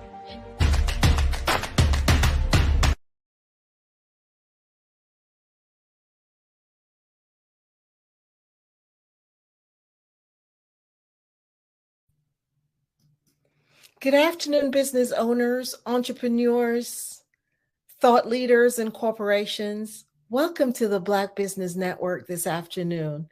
My name is Angela Baptiste, and I'm your moderator on the Black Business Network today.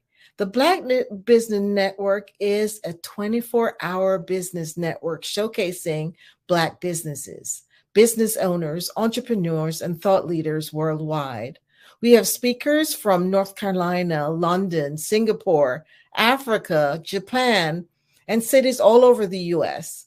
The Black Business Network is a global community sharing its business knowledge to empower, inspire, and educate businesses about business. Today we have our keynote speaker, Chanel Dickerson, who will be talking to us today.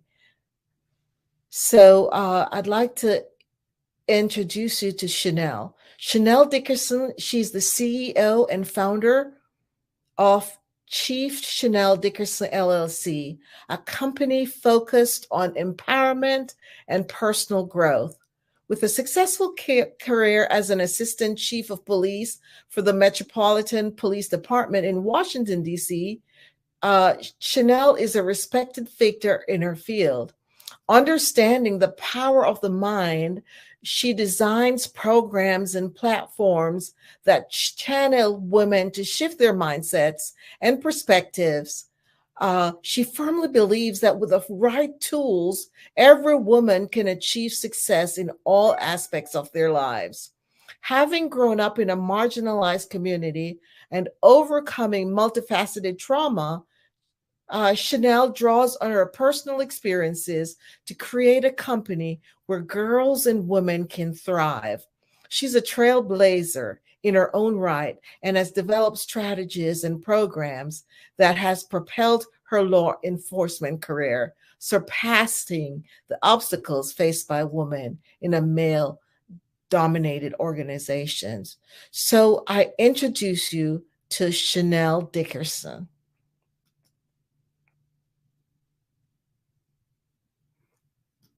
Hello, Chanel. Hi, sorry about that, Angela. Thank you so much for that warm introduction. I like to thank Black Business Expo and Network and Olympics for having me here today, because I know what I have to say will change the lives. And just to explain a little bit more about who I am, I worked in law enforcement for over 30 years and I retired last year. And for over 3.5 years, I was the highest ranking woman on the Metropolitan Police Department in Washington, D.C. So in January the 6th, I was the highest ranking woman on the Metropolitan Police Department in Washington, D.C. So I wanted to start a little bit about why I decided to create my coaching, consulting, and speaking business. I have branded myself as an empowerment strategist, working in law enforcement, and I work in the community where I grew up. I grew up in the District of Columbia in Southeast DC. And so I saw a lot of the challenges that the community faced, that the Black community faced as a whole. But I knew what challenges I faced as a girl growing up in poverty, how predators tried to take advantage of the children in the community. And women were the head of households and they were trying to navigate the crime, poverty, and just taking care of themselves. And so seeing that for over 30 years and trying to fight for women's rights in a male-dominant profession, I thought about, like, what would I do once I retired? And I thought about a lot of names for my business. And I decided on Chief Chanel Dickerson, LLC, because I'm known as Chief Dickerson. I have credibility and my reputation in the community. People know of me as an empathizer. Like, that is who I am. Emotional intelligence is important to me because I like to know how I feel, why other people feel, and I am a root cause analyst. So to say all that, that's what birthed Chief Chanel Dickerson, LLC. My focus have been on women and girls, although I work with law enforcement agencies, nonprofit organizations, but my niche is on girls and women. And it's obvious because I was a girl that grew up to be a phenomenal woman. It is my mantra that a woman can truly have it all when the core values are instilled within a girl. So what I want to talk to you about today is overcoming limited beliefs and self-doubt. I had limited beliefs and self-doubt throughout my childhood and on into my adult life as a law enforcement officer. But what I realized that only I had the power to control my life. And people had said about me years ago that I would not be successful in life because of the community that I grew up in. But I knew that I had to decide that my past doesn't define my future. So overcoming limited belief and self-doubt, you have to start with the mindset. And I talk about that a lot. The mindset is very powerful. I ran a marathon in 2009. And while training for that marathon, I had done a lot of research about marathon runners and what was required. And I trained running up to 19 miles, but a marathon is 26.2 miles before I became injured. And so the constant theme that I saw was the mind. They told me that at mile 20 that my body would deplete of all of the nutrients. But if my mind was powerful, and if I believed that I could, then I would. So I held on to that from 2009 all throughout my career and now into my business. So I share that with you. The mind is powerful. The body will follow the mind. If your mind say, I can, I will, I must, your body is going to step up to the task. So that's the first thing that you have to control, the thoughts in your mind. Challenge the negative self-talk. The part of our brain automatically goes to, there's a part of our brain that automatically goes to the negative self-talk, to believe, or thoughts, to believe that we cannot achieve all the things that we were destined to be. So you have to focus on the small achievements, the small wins. You have to focus on those and say, like, you break them down into manageable sections. Like if you have a goal, you break it down into manageable sections. So when you achieve a small part of it, then you celebrate, because that process, you process that in your brain that I have done something good. So you got to counter the negative talks. Also, you have to plan ahead for whatever it is that you want. Set short, mid, and long-term goals. Because when I think about like where I want to be in the next 6 months, and then the next year or two, or the next 5 years, like you have to write those things down. But I caution you not to go too far, right? Because if you are a person that's struggling with limited beliefs and self-doubt, you already believe that you can't. So looking 5 years from now, you can't even imagine what you're going to do tomorrow. So you definitely don't want to project what your life is going to look like 5 years from now. So start small. Get a piece of paper or take the notes section in your phone and just say, where list 3 things. Like, where do I want to be? What 3 things I want to accomplish in the next 6 months? And then think about one thing that you're doing right now that will keep you from achieving those 3 goals. So you need to remove something out of your life. It may be people, places, or things, whatever that is. It may be one thing you need to move out of your life. It may be several, but let's just focus on one. And then look at what is the one thing that you need to do differently to be able to achieve that. For example, if you want to buy a new car, maybe your spending habits, you have poor spending habits. So you need to save more money to be able to buy a new car. So just being intentional about what it is that you want and being strategic about it. Because what happens is sometimes we are paralyzed by fear. I've seen this, in the Black community. It's not all it is exclusive for the Black community. But because I grew up in the Black community, I understand some of the challenges that the Black community have. And sometimes we're paralyzed by fear. We allow fear to creep into our heads, and then we do not believe that we can be successful.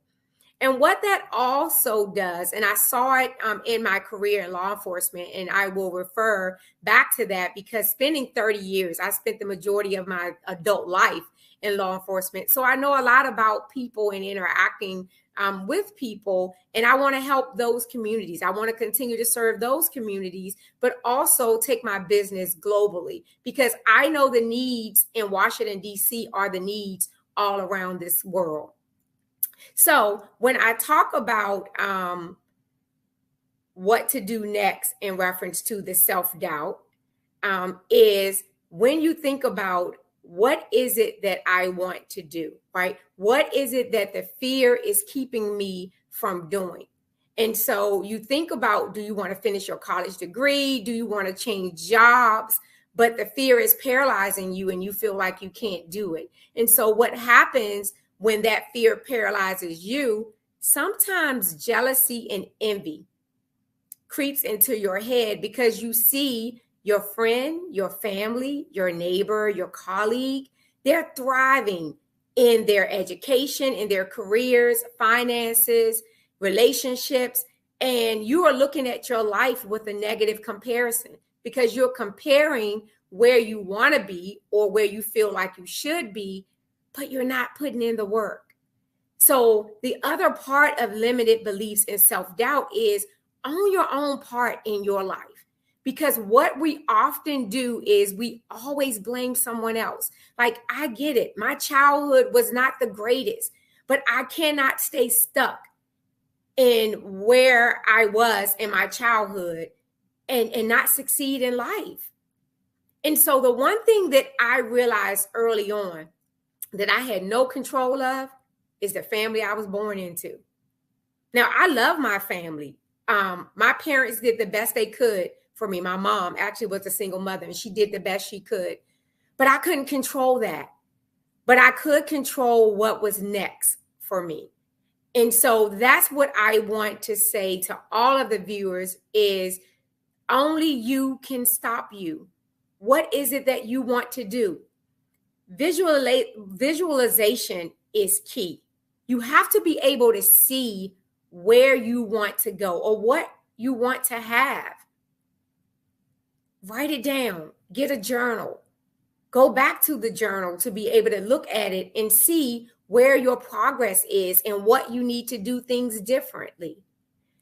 Do not be afraid to pivot. Pivoting is key when you're on the wrong track. And sometimes in life, and I know this has happened to me, I have come to the fork in the road where there was a fork on the left and the right, and you choose one path and you get halfway down and you realize that that path is not working out for you. Don't be afraid to turn around and try a different path. And that's what happens. Some of us get into careers that we're not passionate about. It's not our purpose. We just go there to make money. We're unhappy every day. And we have all of these ideas that are just stowed away in our brain, and no one ever realizes our full potential. So I say to you to focus on that and be intentional about that. And I want to take you into my last project that I'm working on, because that ties into overcoming limited beliefs and self-doubt. And what Chief Chanel Dickerson did, I decided in February of 2023 to start an anthology, a book anthology. It's titled Uncuffed Voices, Her Story is My Story. And what that book entails is there's 19 women in law enforcement, including myself, where we have former and current women who once wore the uniform and the badge, join forces together to write a collection of stories to inspire, motivate, and empower others. Although our goal is to empower women, we want to empower everyone, because we know that some of the challenges that women have experienced in our fields, that it could be translated into multiple fields for women and for men. And so that book launched last Friday, and it became a #1 bestseller on Amazon and #1 bestseller in 11 categories, and bestseller in 23 categories, and also #1 international bestseller. And that is huge for me, because I saw with the 18 other ladies that some of them were trying to overcome limited beliefs and self-doubt. So it takes me to this point that mentorship, influencers are important, positive influencers. So ask yourself, who is in your core group? And I ask the question with women often, is your circle of women a group of people who would mention your name in a room full of opportunities? Will the women in your group mention your name in a room full of opportunities? If not, you need to find a new group. When self-doubt kicks in and you think that you can't do it, you need to have a mentor, someone who believes in you, to be able to tell you that you can do it. I keep using the word intentional because you have to be intentional, and you have to plan in order to be successful. Because they always say that if you do not plan, you will fail. That is what happens. It's not that you should be worried about that you create a plan and your plan failed. It's that you never created anything and expect it to succeed. That is not how life goes. So I'll talk a little bit more about how I overcame self-doubt. Is I was intentional about where I wanted to go in my career before I started my own business. And I knew I wanted to become an executive at the police department in the nation's capital. So I did the research of what did it take to achieve that level in the nation's capital, in education. I had started and stopped with my education for many years. And I started the police department at 17 years old as a police cadet. So I passed on my scholarship to college, and I decided that I wanted to be a police officer and serve my community. So I did not go back to school. I worked the job and ascended the rank to sergeant. And one day I was passed over for a promotion.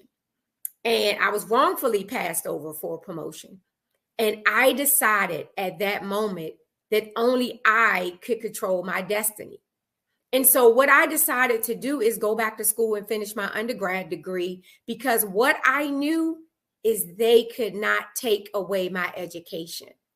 And so those were one of the tools that I used to overcome my limited beliefs and self-doubt, because I have to admit, going into a room with other people with degrees, sometimes you feel like that you don't belong. Although you may have the experience on the job, but because you don't have the education, that you may feel like you don't belong there. And now I'm not saying that you don't belong there. Like, you belong in any room that you place yourself in. But that's that negative self-talk that got in my head that said, you're not good enough. You don't belong in the room. And I said I wanted to do something about that. So I went back to school and finished my undergrad degree so I can be prepared for the conversations that came at any table. Well, I felt I would be prepared for the conversations that came at any table. And so what happened after doing that, my career skyrocketed. And if anyone know anything about a rank structure, I was a detective sergeant in July of 2014, but by March of 2018, I was an assistant chief of police and headed a bureau of 1,100 men and women. So when I started to shift my mindset and worry about things that I could control, because I knew my why I decided to join law enforcement is because I truly wanted to serve my community and help people. And nothing that happened within the agency or outside of the agency could change my why. So I elevated throughout my career, and then I changed. You know how I say you can pivot? You pivot, right? You pivot. And I said, I would like to become a chief of police. Actually, I said that when I was 17 years old, that I would become the first female chief of police in Washington, D.C. And they appointed another female. I wasn't in the ranking at that time, wasn't even eligible to be in the ranking. And then I said, I'll be the first Black female chief of police in Washington, D.C. And so it's okay to pivot. And what I did with that, I looked at now, what is required for chief of police? Because if someone was not going to select me, it was going to be because they just did not want to select me, not because I wasn't qualified. So it was those tools that I use to prepare myself to say, I am going to make sure that I am good enough for any area or any room that I enter. So I went back to school and finished my master's degree in Homeland Security. So I did all of that with the preparation that I would become a police chief. And in June of last year, I decided that I would retire from the police department. I decided that it was more important for me to stand up for women's rights inside of the police department. Although I would be blacklisted and blackballed and the microaggressions and the gaslighting and all those things that takes place when you stand up and go against the grain, right? And so what I look at today, that I have absolutely no regrets, but that came from years of preparation, preparing my mind, not being overly concerned about what other people thought about me. Because if I do not seek your advice, I am not going to take your criticism. I'm just not.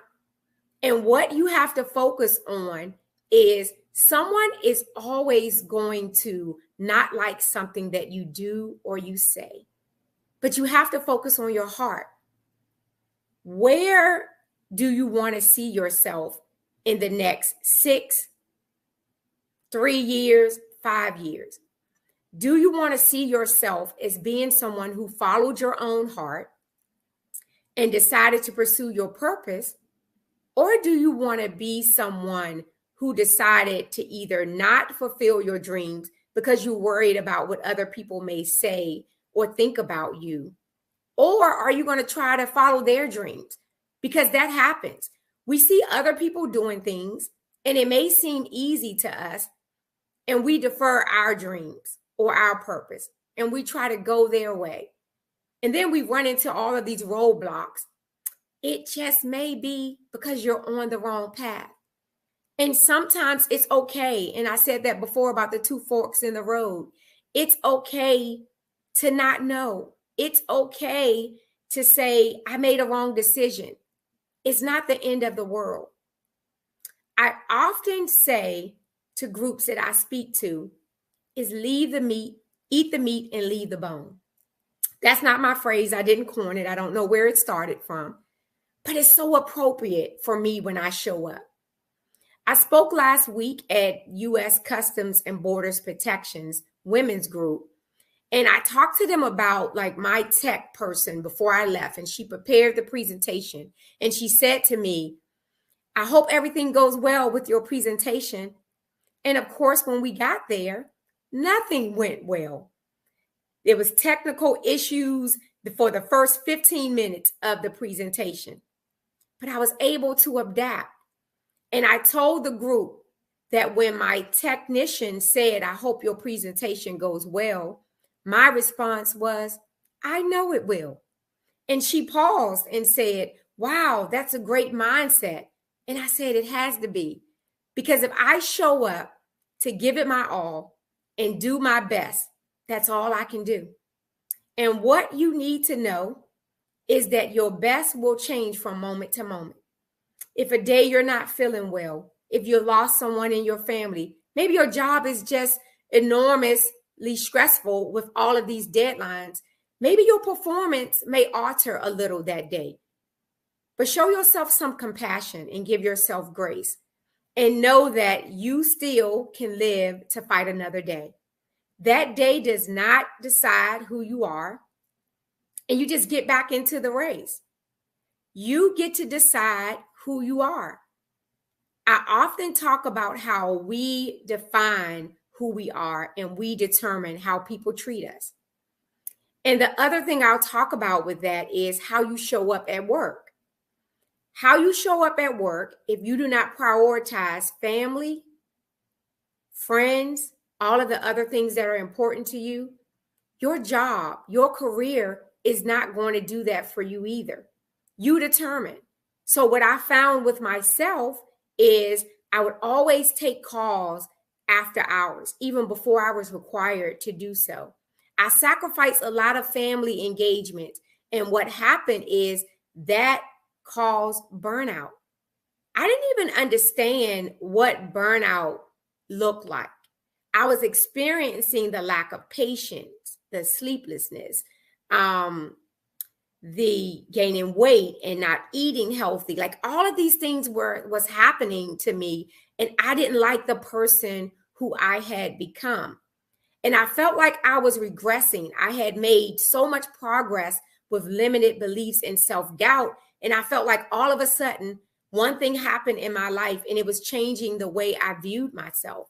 So I'm letting you know here today that just because you may be on the right track, just know you could be only a couple of seconds away from reverting to who you are. But mindfulness and self-awareness is crucial in order for you to bring yourself out of it. You just have to know in life what things affect you. What's your sources of stress? Can you remove them? Can you minimize them? So there's a lot to take in with what I've said. I know I've said a lot, but it's important in reference to for your mindset to be clear on what you need to do in life. And so I am excited about where my business is going to take me. I have a 12-week program working with women to help them build their confidence so they can dominate their careers, relationships, finances, and education. Thank you so much, Chanel. That was powerful. Thank you for being one of those women who felt and did what was, you felt that call and you did it. You took that fork in the road and did what you needed to do. Yes, thank you so much. Thank you. I just had a few questions that I'd love to ask. I'm sure the audience wants to know. While working in law enforcement, did you experience any self-doubt at all? Oh, absolutely. And I kind of mentioned it a little bit before, is I started with self-esteem issues when I was younger, and it entered into my adulthood, into the police department. And working in a male-dominant profession, you often feel as a woman that you're not good enough to be there, that you have not earned your right to be in that profession or to be in any rooms you enter. How did you overcome that?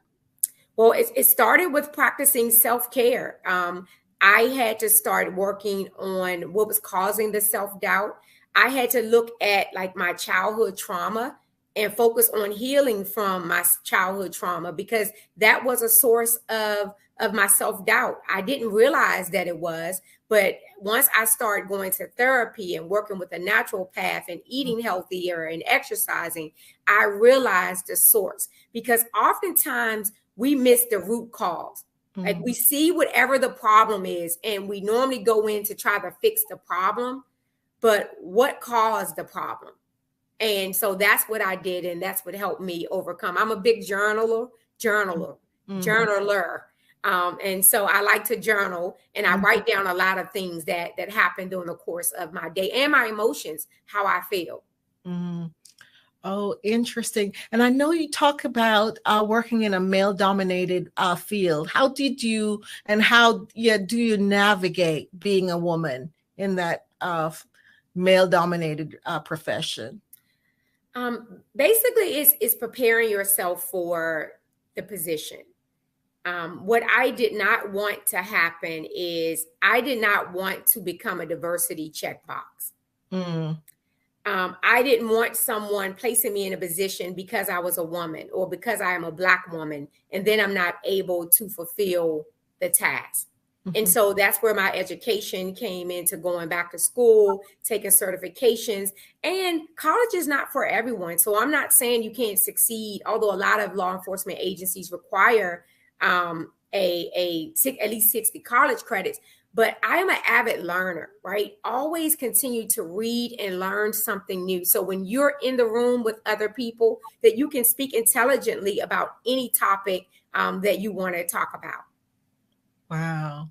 So how do you invest in yourself and practice self-care?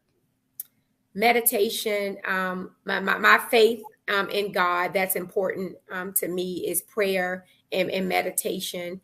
And I respect that everyone that I work with may not share the same beliefs that I do. So in my program, I focus on the meditation and taking time out for yourself every day, and the 15 minutes of exercise. I tell everyone to start with 15 minutes, because we all have 15 minutes that we can walk for 15 minutes. We can do some form of exercise for 15 minutes. And once you start doing that, the consistency kick in, the discipline kicks in, or because you won't always be motivated.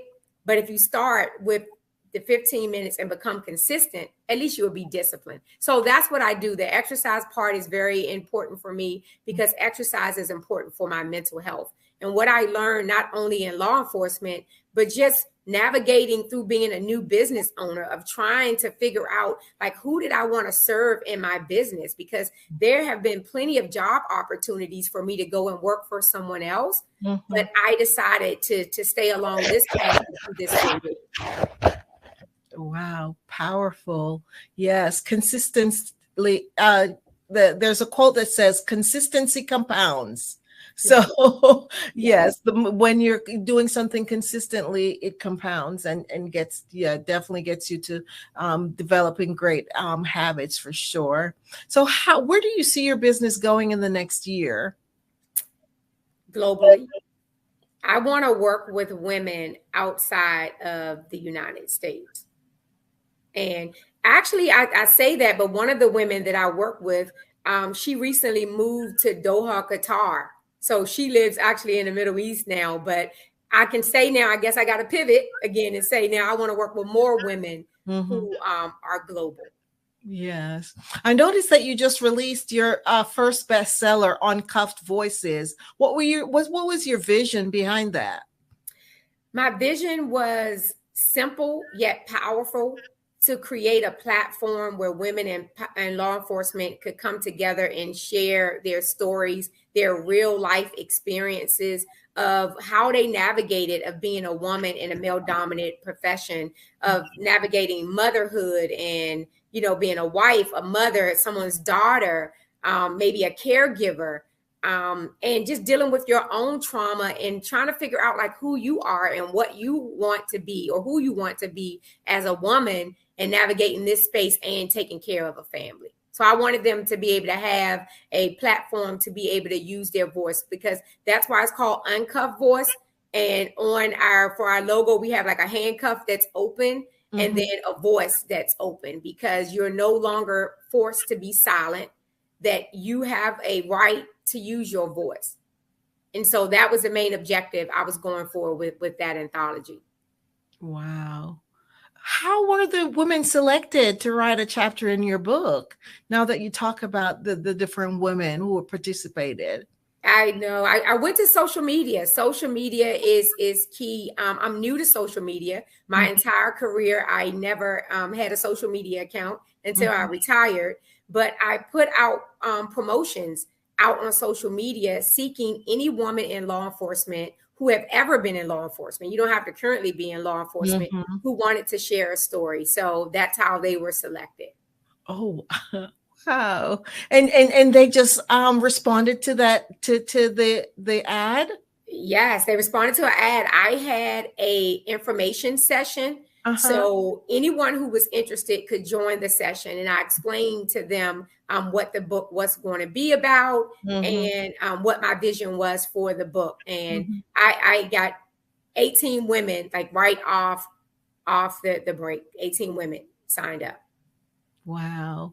That's so interesting. Really cool. So what's next for Uncuffed Voices?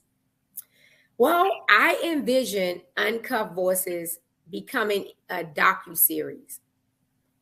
It would be great for the 18 chapters that are in that book, that we could create a docuseries with each chapter being an episode, or perhaps a docuseries that include women all over the world who have worked in this field and just didn't share their story or didn't run across me, you know, back in February, but have a story to tell.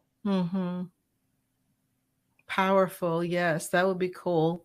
So tell us a little more about some of the programs that you offer for women and girls. Okay. Thank you. Thank you so much for asking that question. Is because for girls, I have a particular focus for girls in the foster care system.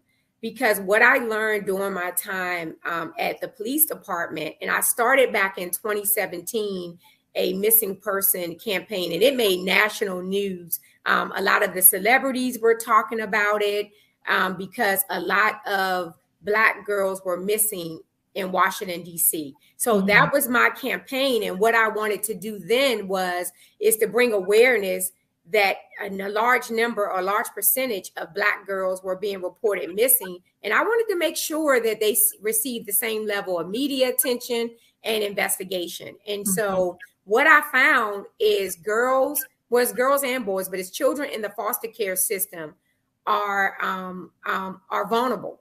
The predators prey on them because they feel like that no one cares about them and will not look for them. So that's what my program is now, is to build their confidence, for them to know that they are valued and they have a rightful place here. And because of whatever their home situation is like, it does not mean that they can't thrive in society. So that's what the program is for girls. It really all starts in the mind. I kept focusing on that, but I'm telling you, if your mind tells you you can't do it, you will not do anything in life. Yes, so true. You know, the mind controls everything. Yes. So it's so important for us to think positive thoughts and translate that into actions for sure. So is your business connected with your law enforcement experience? I think it does in more ways than one. Yes. And that was part of the reason why I decided to name my business Chief Chanel Dickerson, because that was part of my brand. It's a lot of things that are happening in communities all over the country with law enforcement. So I have a responsibility to bridge that gap between law enforcement officers and the community. So that's where my consulting work comes. I have branded myself as an empowerment strategist, and it does not just talk on the consultant or focus on the consultant or the speaking. It's whatever it is that you want. If someone wants me to come into their organization to look at their policies and see if their policies promote diversity, equity, and inclusion. And so, yes, the short answer is yes, my business definitely overlaps my law enforcement career, because I noticed a lot of things that happen internally at my organization and how we showed up in the community that I think is important for me to be like this catalyst, if you will, to make sure that people are respected and heard in the community. Thank you so much, Chanel. Really a lot of things to offer to the community which you serve, and you're alluded to going global. So I wish you all the best. And it's such a pleasure to talk to you and get to learn more about your service. So always remember, genius is common, and I'll see you on the other side. See you on the other side. Thank you so much. Have a great day. You too.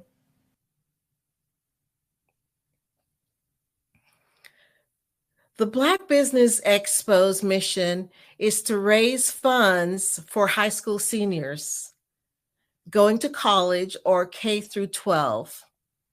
This expo is a fundraiser for students. You may go to the www.blackbusinessexpousa.com to donate to the scholarship fund, or use the Cash App $BBXUSA. Our goal is to give laptops and up to $5,000 to 10 students. Students can register online at www.blackbusinessexpousa.com. Every dollar counts. So we want to remind you to donate to the scholarship fund. We want to thank our Black Business Expo USA sponsors for this month, August 2023.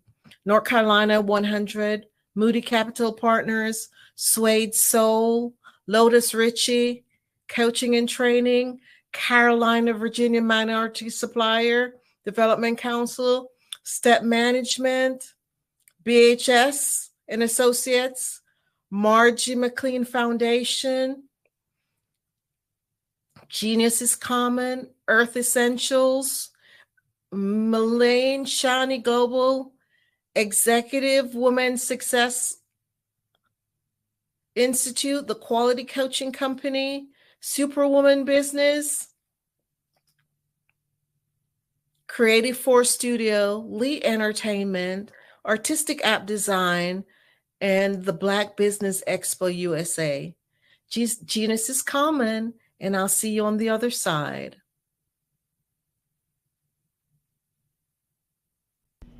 Why do I do what I do? You know, my life coach asked me that a few years ago, and she said, Tony, what's your why? And I told her, and she said, girl, you've already accomplished that. Perhaps you need a new why. Hi, Tony Harris, Amy Hoydu with Say It Said Marketing, one of your students. And just wanted to say thank you, Tony Harris, for spending so much time with me and giving me that boost in my business that I so drastically needed.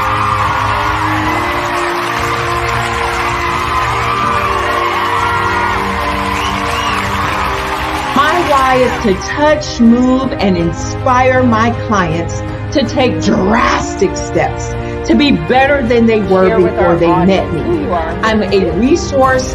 I'm a connector. I want to help people build deeper relationships that are beneficial to their life and business. That's what I do best. So, first thing you got to do is show up. And speaking is a way to magnetically attract your ideal client to you. How many of you use social media that way? Absolutely. And this is how you look to the world. Drastic steps are the steps that are needed to be successful. And my business is drastic denotes a mindset. Getting out of your comfort zone, doing something that you don't necessarily feel comfortable doing, want to do, but you know it's a necessary step to be successful in your business.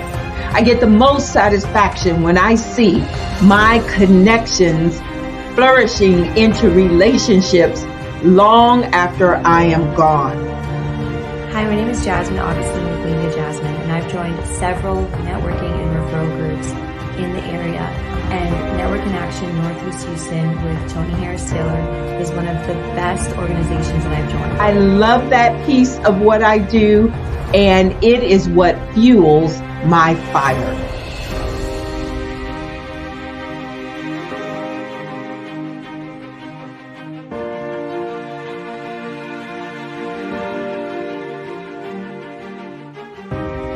My name is Tony Harris Taylor, saying take a drastic step today for a fantastic tomorrow.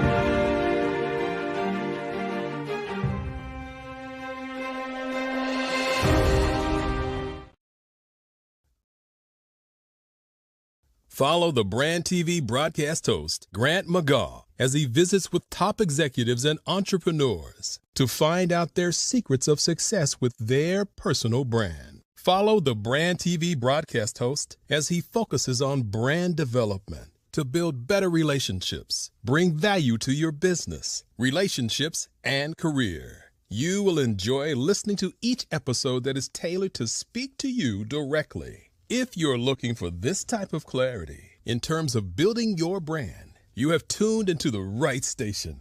Each episode will help you to shape a conversation in the 5-star BDM network of 20,000 professionals and become a springboard for your corporate engagement and business opportunities. Each guest will frame their story in the areas of personal branding, business development, career development, financial empowerment, and technology innovation. Grant McGaw explains why he is the CEO and owner of his own professional career. Grant is an accomplished business leader and entrepreneur who wants to give back to individuals to grow their personal brand strategy. Tune in as he weaves his story about new possibilities, while to you exceed expectations. If you love storytelling, this show will make for fun.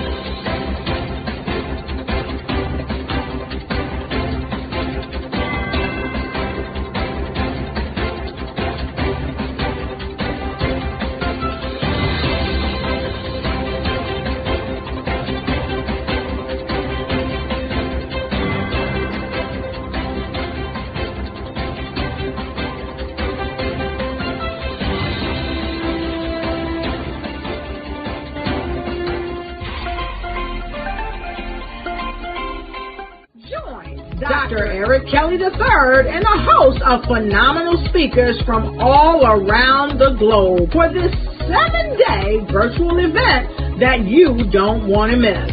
The mission of the Black Business Expo is to raise scholarship money from kids all the way from high school, all the way from college. The Black Business Olympics is one of the largest Black business showcases in the world. It is an opportunity for businesses and companies to showcase their businesses globally. We are going to be giving away laptops up to $5,000 away to students. Again, I'm Olivia Appleberry, the founder of 2 Cents Finance and one of the speakers for the expo. I am so excited to see you there. For more info, go to www.blackbusinessexpousa.com or call 919-308-9090 and hope to see you there. I am Black business. From the moment I wake until the time I sleep. Yes, I am Black business. I am Black business. Tell me, are you Black business? I am Black business. Do you support Black businesses? Listen, I support Black business because I am Black business. Black Business Expo, one of the largest business showcases in the history of Black business in the world. The world! Sign up today at www.blackbusinessexpousa.com or call 919-308-9090. I am Black business. I am Black business. From the moment I wake until the time I sleep, I am Black business. I am Black business. Are you Black business? I am Black business. Do you support Black businesses? I support Black business because I am Black business. Black Business Expo, one of the largest business showcases in the history of Black America in North Carolina. Black Business Expo, one of the largest business showcases in the history of Black business in the world.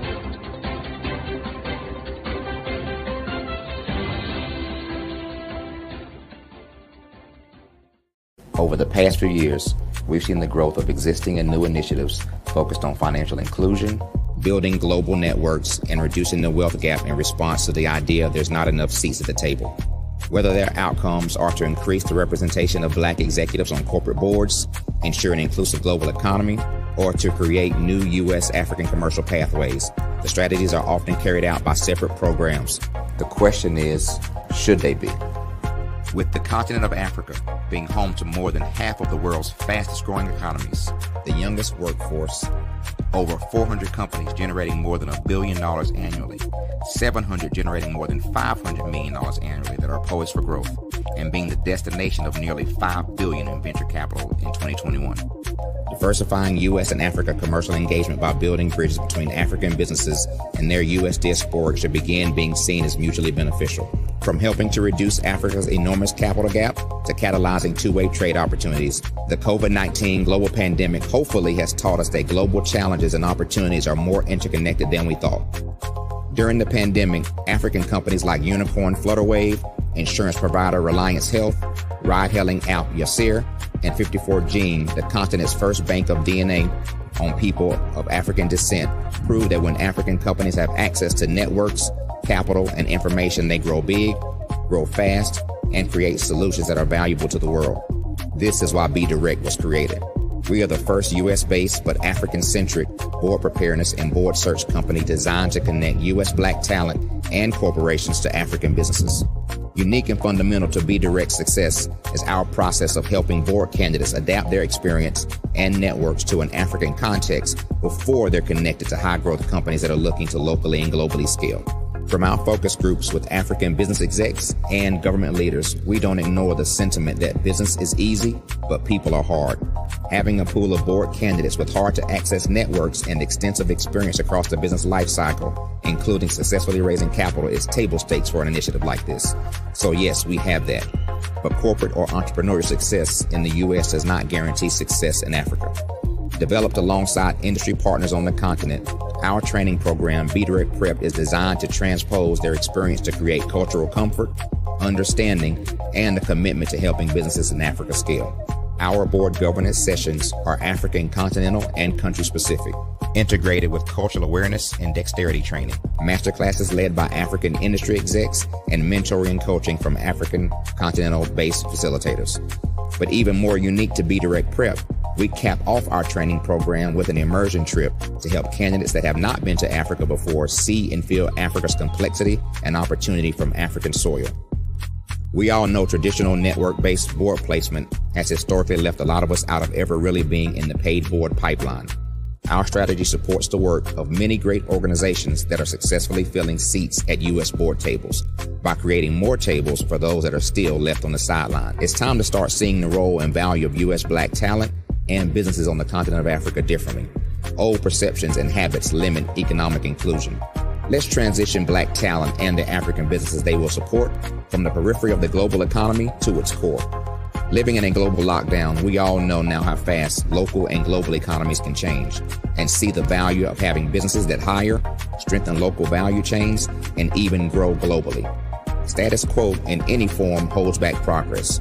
We must democratize U.S.-Africa commercial engagement by socially and economically connecting cultures that have long been disconnected. It's time for Africa's U.S. diaspora to redefine their global value by helping African businesses scale continentally and globally.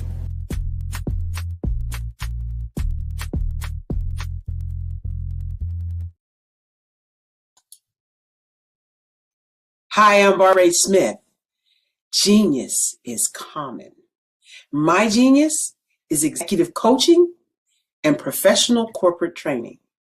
As the master executive coach and corporate training ambassador for the Genius is Common movement, I help business owners craft their stories in such a way that you know exactly what they do, what they have, and what they bring to the table.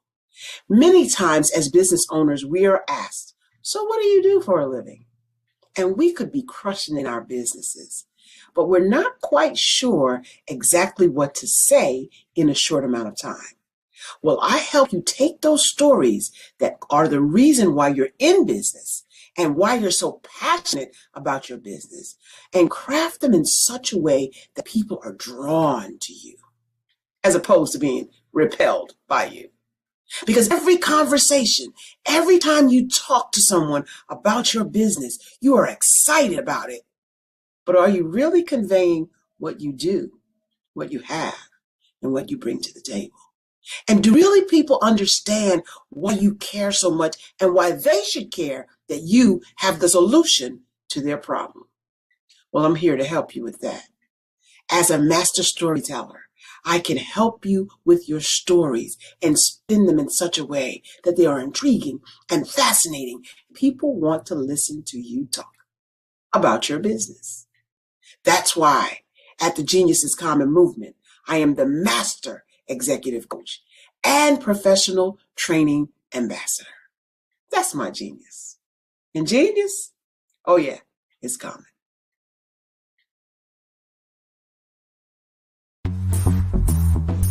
Attention all entrepreneurs and companies. Are you looking for reliable and efficient virtual assistants and back office support to help you manage your business tasks? Look no further than Superwoman Business Services. Our team of virtual assistants provides a full range of administrative support services, including operations management, social media marketing, and much more.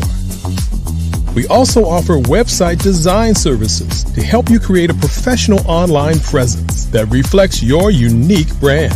In addition to administrative support and website design, we offer business development and structuring services to help you grow your business and achieve your goals. We'll work closely with you to identify areas of improvement and develop a customized plan to help you reach your full potential. At Superwoman Business Services, we understand that running a business can be overwhelming and time-consuming. That's why we're here to help you fly high and achieve success. Our virtual assistants are highly skilled, experienced, and dedicated to providing you with the support you need to thrive. Come fly with us and take your business to new heights. Let us help you become the superhero entrepreneur you are meant to be.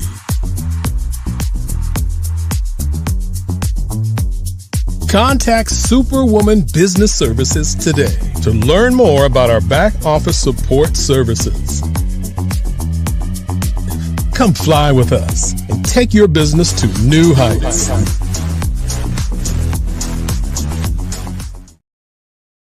I was born in a little village on the island of Haiti. Many deadly diseases pounded me.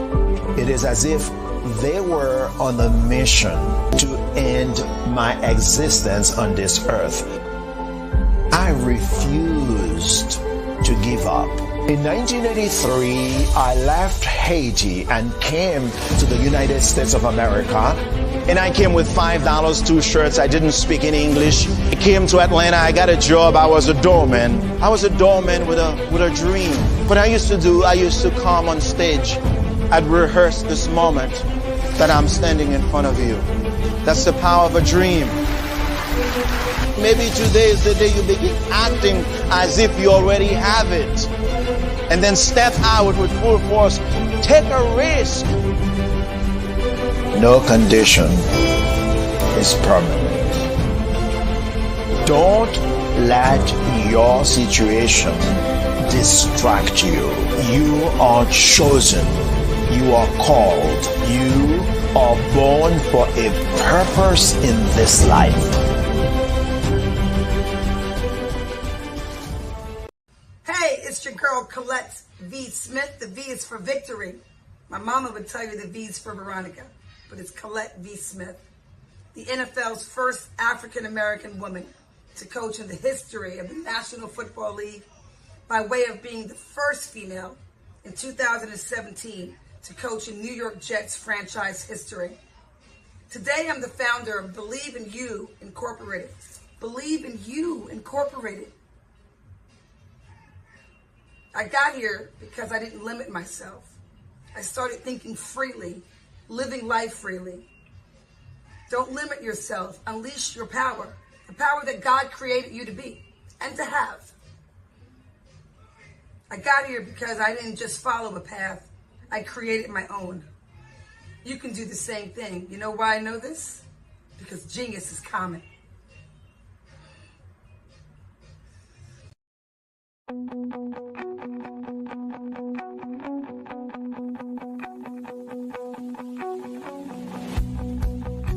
I am Black business. From the moment I wake until the time I sleep. Yes, I am Black business. I am Black business. Tell me, are you Black business? I am Black business. Do you support Black businesses? Listen, I support Black business because I am Black business. Black Business Expo, one of the largest business showcases in the history of Black business in the world. The world. Sign up today at www.blackbusinessexpousa.com or call 919-308-9090. I am Black business.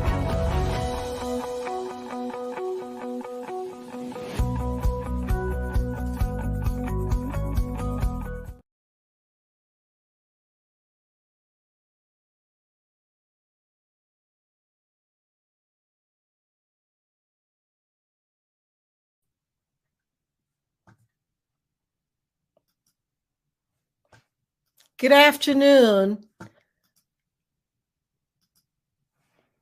business owners, entrepreneurs, thought leaders, and corporations. Welcome to the Black Business Network. My name is Angela Baptiste, and I'm your business moderator for this afternoon on the Black Business Network. The Black Business Network is a 24-hour business network showcasing Black businesses, business owners, entrepreneurs, and thought leaders worldwide. We have speakers from North Carolina, London, Singapore, Africa, Japan, and cities all over the United States. The Black Business Network is a global community sharing its business knowledge to empower, inspire, and educate businesses about business. Today, we have a fireside chat talking about collaboration over competition in the Black community. And I'll be talking with Dr. Tabitha. I'm having trouble saying her name. Tabitha Russell. I'm thinking that's right correction, pronunciation. So I look forward to talking with Dr. Tabitha Russell.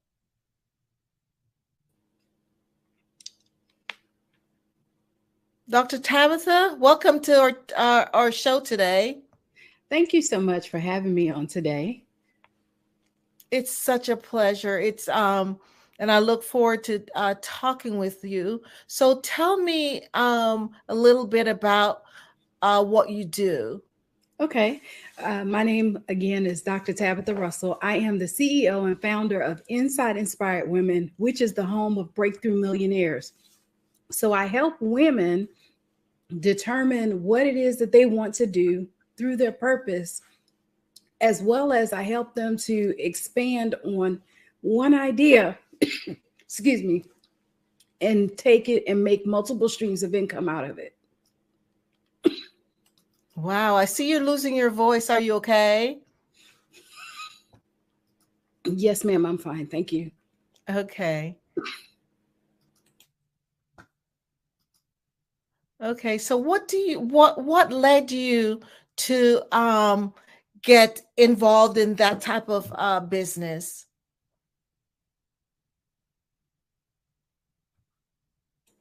What led me to doing this was that I went through a season where I literally lost everything.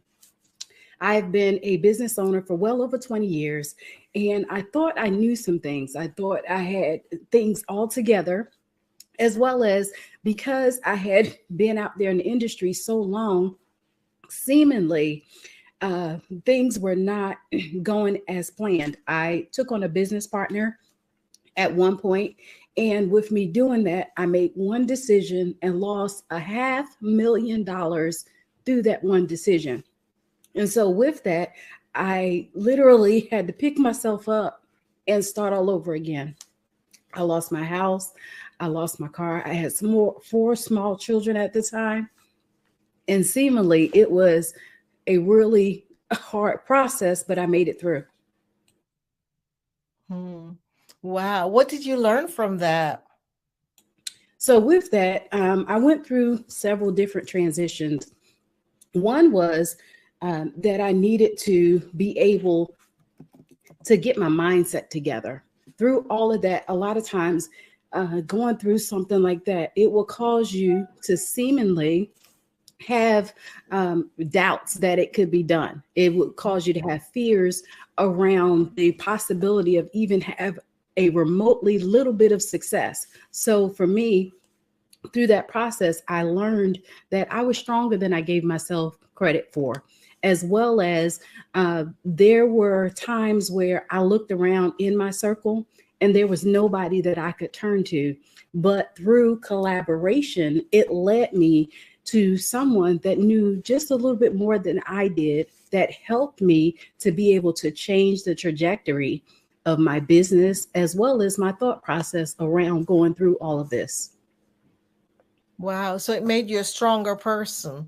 Oh, absolutely. And that's where I got the concept of collaboration over competition, because one of the things that I realized is that in competition, or in collaboration rather, we have the opportunity to change the landscape, change the face of our thoughts. We have the opportunity to now link with somebody that could help us to accelerate our process. And let's face it, history tells us that a lot of times we don't see a lot of this going on for whatever reason. Because of the way that things have gone in the past, people are very leery of trying to hook up with someone else in order for them to be able to learn things necessary that they need in order to take them forward. However, because I was hungry, because I still believed in the whole thought around being a successful entrepreneur. I wanted to still hang in there and give it a shot. So one of the things that I did was listen to the instructions that I was being provided at the time. Because let's face it, success was not something that I grew up around, that as far as entrepreneurship was concerned. And so therefore, I was basically on an uncharted course by myself, first of all. And then now I'm out here and I'm faced with this tragedy of losing everything.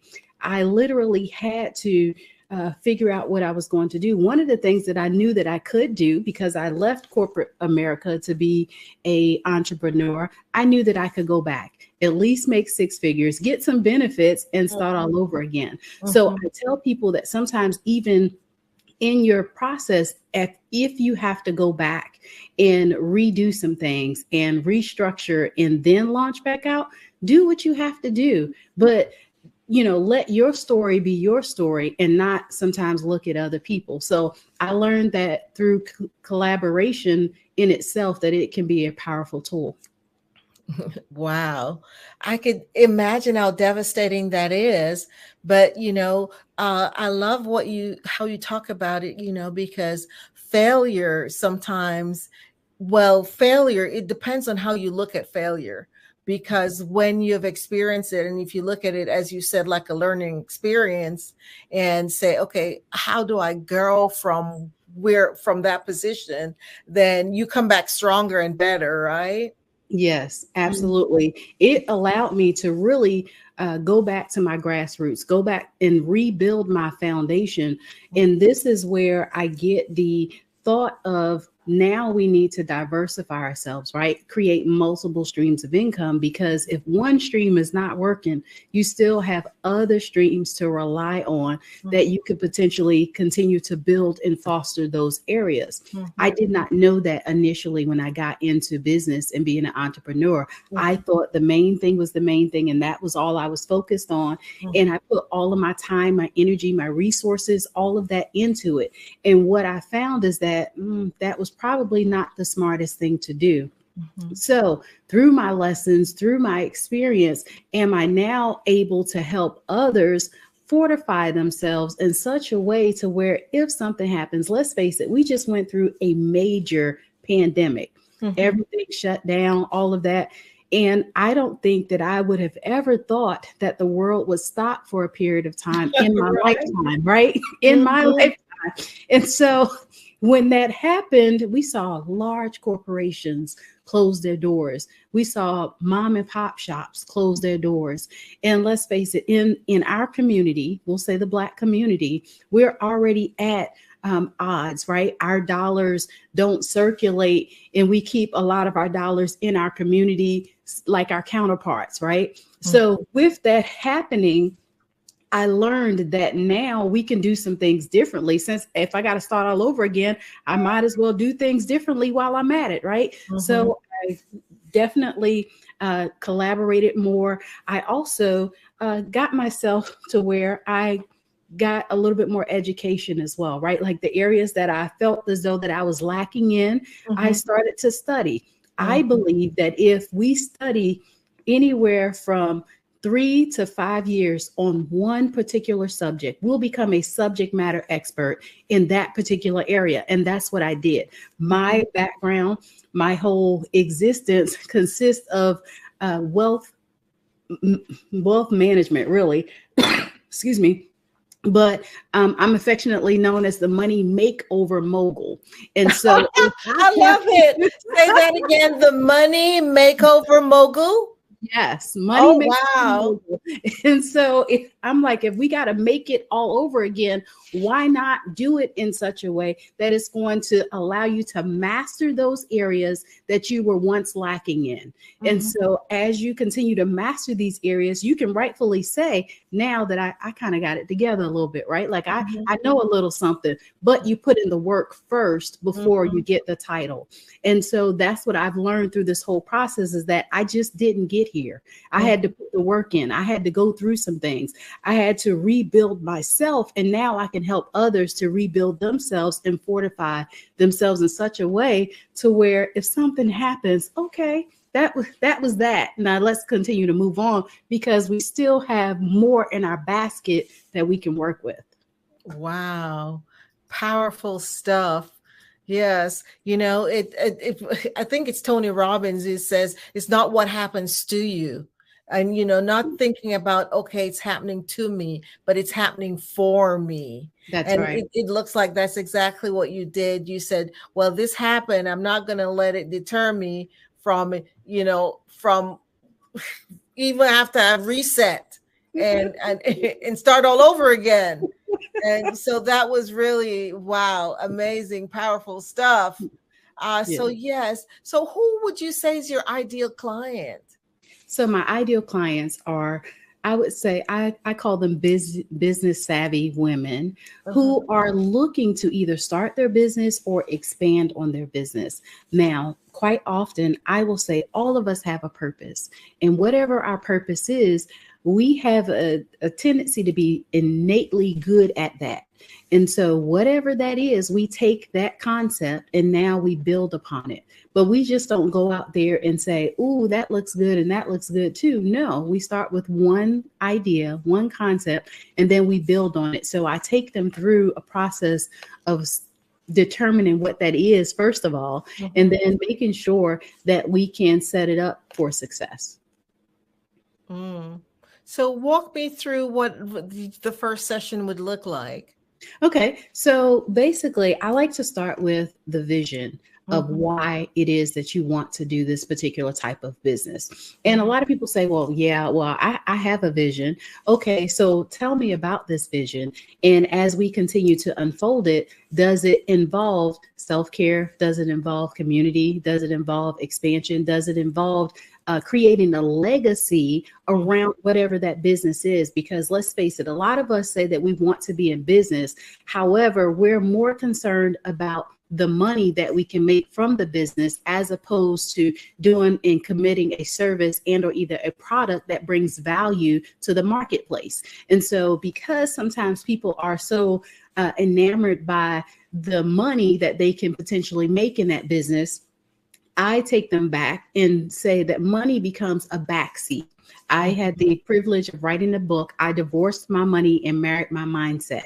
And so the reason why I wrote that book, the reason why I wrote that book is that people see the bright, shiny object in the room. They see the money first. However, money is only a byproduct of you being able to give good products and services to those that you serve. So if we now set our vision up to where we serve people first, that money has no other choice but to be attracted to you because people will pay you for good service. And I always say, imagine this. You go to a restaurant, you order your meal. Most of the time, we're going to put somebody on the clock, right? We're going to watch them to see how long it takes for them to greet us. We're going to look and see how long it takes them to bring us our drinks. And more importantly, how long it takes them to bring us our food. And so our businesses are the same way. How long does it take for somebody to turn over to become a customer? Most people say that it takes about 7 touch points. Well, what happens if you can now make those touch points 5 or you can make it 3? You just now increased your life cycle of a customer in such a way, or shortened the span of a person coming from just a spectator to a customer, and now you can turn them over. So in our first session, we talk about what that looks like from short term to long term, and we build upon it. It's similar to a process of like creating a life book, for example, but also does that include collaboration? Like our network is our net worth, is what I tell everybody. And so collaboration has to be a part of that vision process. And so all of that is in our first session. Oh, powerful. Awesome. So what would you say are maybe the top issues your clients are facing when they come to see you? So most of the time it is, how do they get started? What it is that they need to do as far as creating sometimes the visibility for them to be able to get out there, like their marketing strategy, as well as the other thing that I see is really having capital. A lot of times people feel like that they have to have thousands of dollars a lot of times for them to be able to get into business. Now, granted, I'm not saying that that's not the case. However, every business model should not technically be that way. And so with that, we have the opportunity now to change that based upon their business that they want to get into. Let's face it, social media has become one of the #1 tools that most people seek nowadays. We spend hours and hours on social media in any given week. And so we have some tools that we can use, right? We can go online, as well as different things that we can do that can help us to put our business out there and create the visibility. So in order for us to sometimes be successful, we now talk through what that process looks like. But those are the 3 main challenges that most of my clients experience.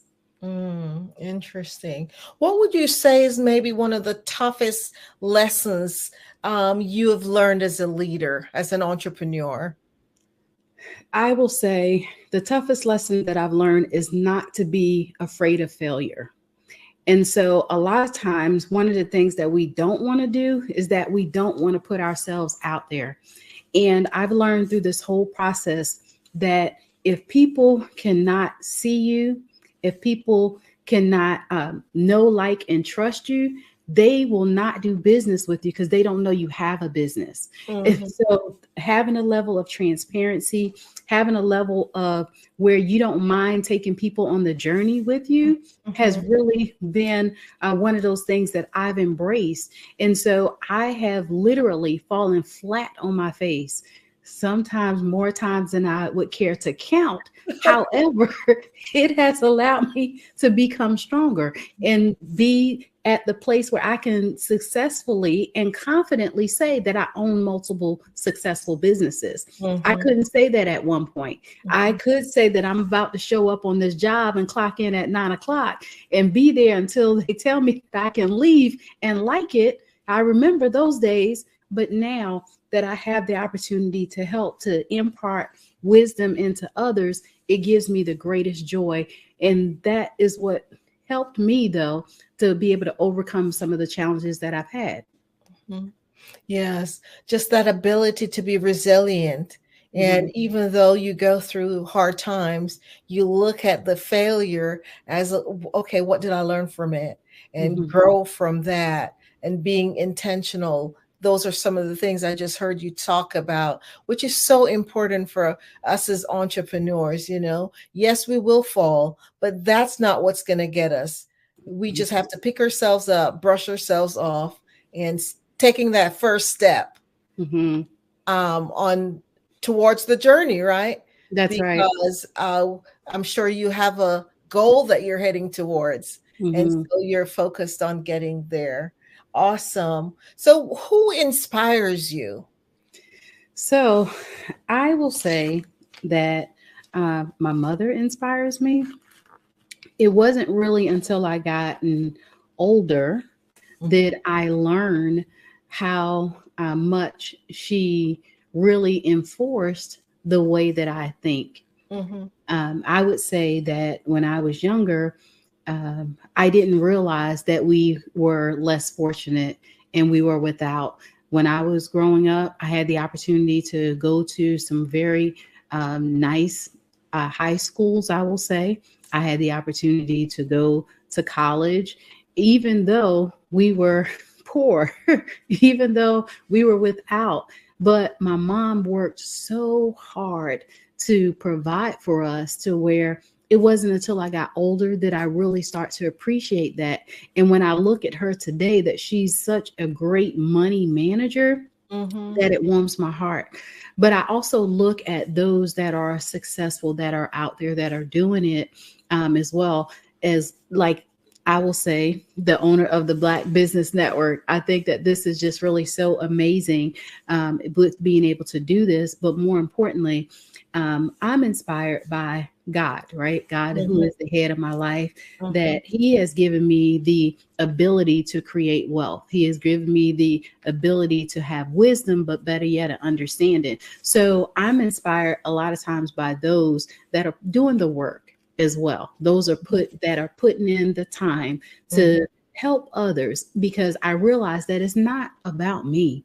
It's not about me, my children, my husband. It's not about any of that. It is how I can help others to get to where it is that they can get to. That is what inspires me even the more, because I realize just being able to see that transition in most people is worth it all. Yes.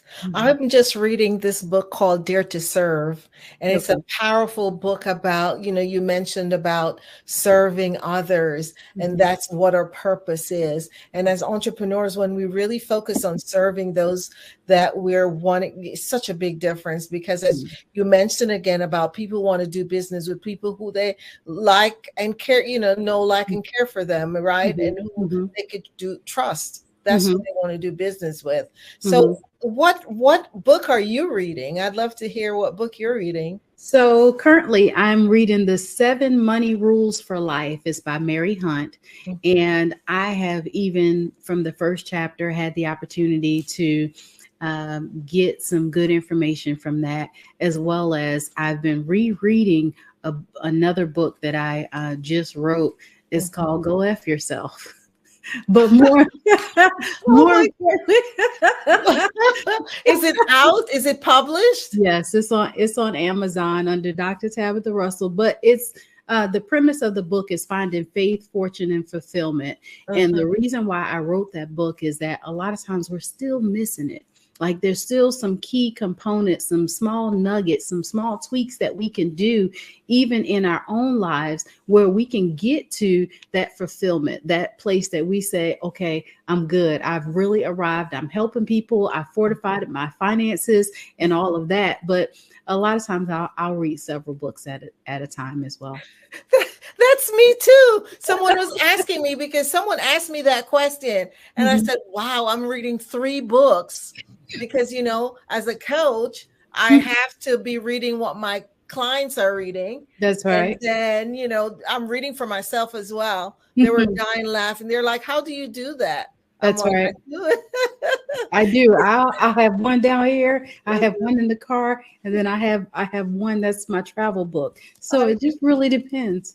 I know, if you love reading. I mean, I don't know if this has happened to you before, but you have an audiobook, right? Yes. And you get to the garage and you sit there for a little bit until at least you get to the end of the chapter. Has that happened to you before? Yes, it has, for sure, because I believe in every day. One of my things that I do is I get up and I listen to something motivational every day. After I do my devotional, after I journal just a little bit, I will read something that is motivating. So that way I get to set the course of my day. The tone. I believe in doing that. When I don't do that, sometimes I feel a little off, right? But yeah, I'll listen to sometimes a couple of different audiobooks as well. Yes, I'm right there with you, because I'm telling you, I just love reading myself, and even listening to audiobooks for sure. I even have an app where, even when I'm going to bed, I turn it on, so that just relaxes me and keeps me, as you say, in that kind of mode to set your tone for your night, your day. That's right. So yes. That's so what right. gives your life meaning? What gives you your life meaning? I will say being able to create my own legacy, meaning that I heard it said some time ago that the average person on their tombstone, they'll have a date which they were born, and then there's a date at which they transition. And that time in between is all the time that we have that we can make a difference. That dash, yes, that dash is everything. And so I get the opportunity to give meaning to what that dash means. I'm almost getting a little choked up here. Just the opportunity, though, to write my own legacy, to create an opportunity that my children will be proud, my grandchildren will be proud, saying, that was Gigi, that was mom, that she did something that made a difference in the world. First, I became a lifelong learner. I have 3 doctorate degrees. And so I kind of like learning just a little bit, but more importantly,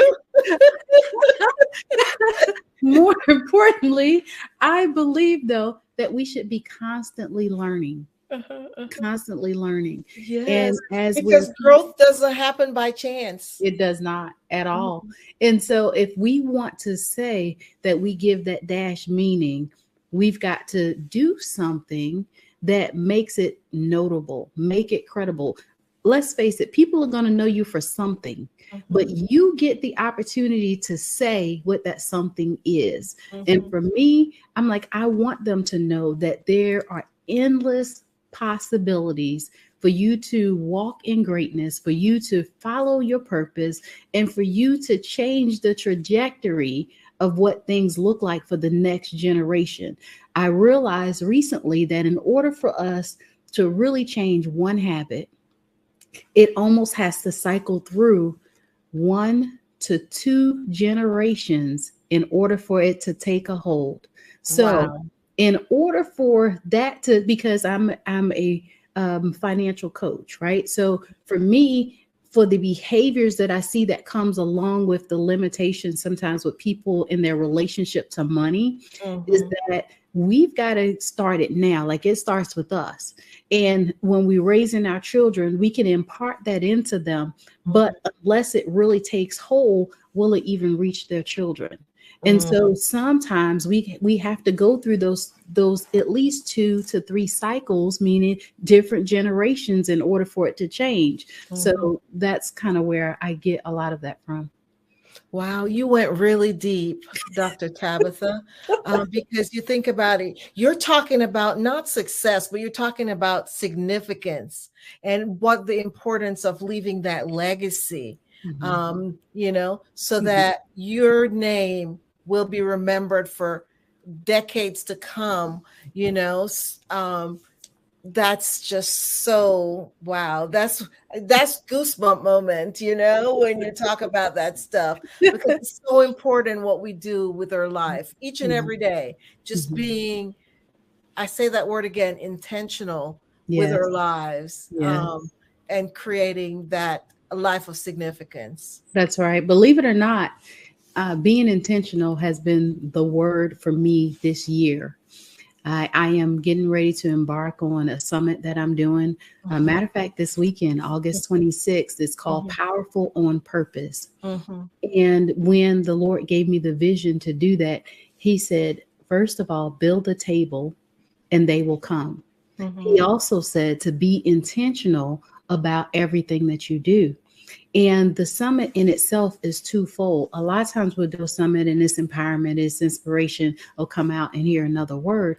Well, no, I'm bringing some to the stage that have a story to tell that others need to hear, as well as those that are in the audience will receive what it was that they came there to get. So now you have the 2 sides connecting. This is where that collaboration over competition is really in action. But more importantly, being intentional about everything down to the last detail is how I believe that we're supposed to put this all together, how we're supposed to live, right? We spend too many hours burning our wheels or going around in circles because we kind of get caught up in stuff. Well, no, if we set our intentions every single day on something, we'll find that we're more accomplished. Wow. Wow. Wow. So what verb would you say best describe you? You can think about it for a minute. Well, I was pretty much thinking about it. In some ways, I would say action taker. In other ways, somebody might say risk taker, right? I'm one of those. Yeah, I'm one of those that put me out there. Let me go, coach, tag me in, We're going to figure it out on the fly and we're going to keep it moving. But I've also learned over the years that even in my action taken and my risk taken, that the two intersect and it comes together and it blooms this beautiful thing, right? I wasn't always there because I walked in fear sometimes of the unknown. But now being an action taker has allowed me to overcome those fears, right? Like, how do we know true success if all we've seen was failure, if we hadn't seen failure? So I've learned how to put the two together. And in my action taking, faith without works is dead, right? So why not take action and find out how far you can go and how successful you can become through taking action? Mm-hmm. I think I know the answer to this question already, but what would you do if, say, for example, no one needed what you're offering? What would you do? What are some of the next choices you would do? So I would definitely help people with publishing. We just so happen to have Legacy Pioneers Publishing. That's a part of our umbrella. But I really love the opportunity to help people to share their story. This is how we create a legacy, is that you can put things now on paper that becomes immortal, right? Like, you put your works out there that people will be able to read it for generations to come. So I would definitely probably focus in that a little bit more if I didn't help people with wealth empowerment. Okay.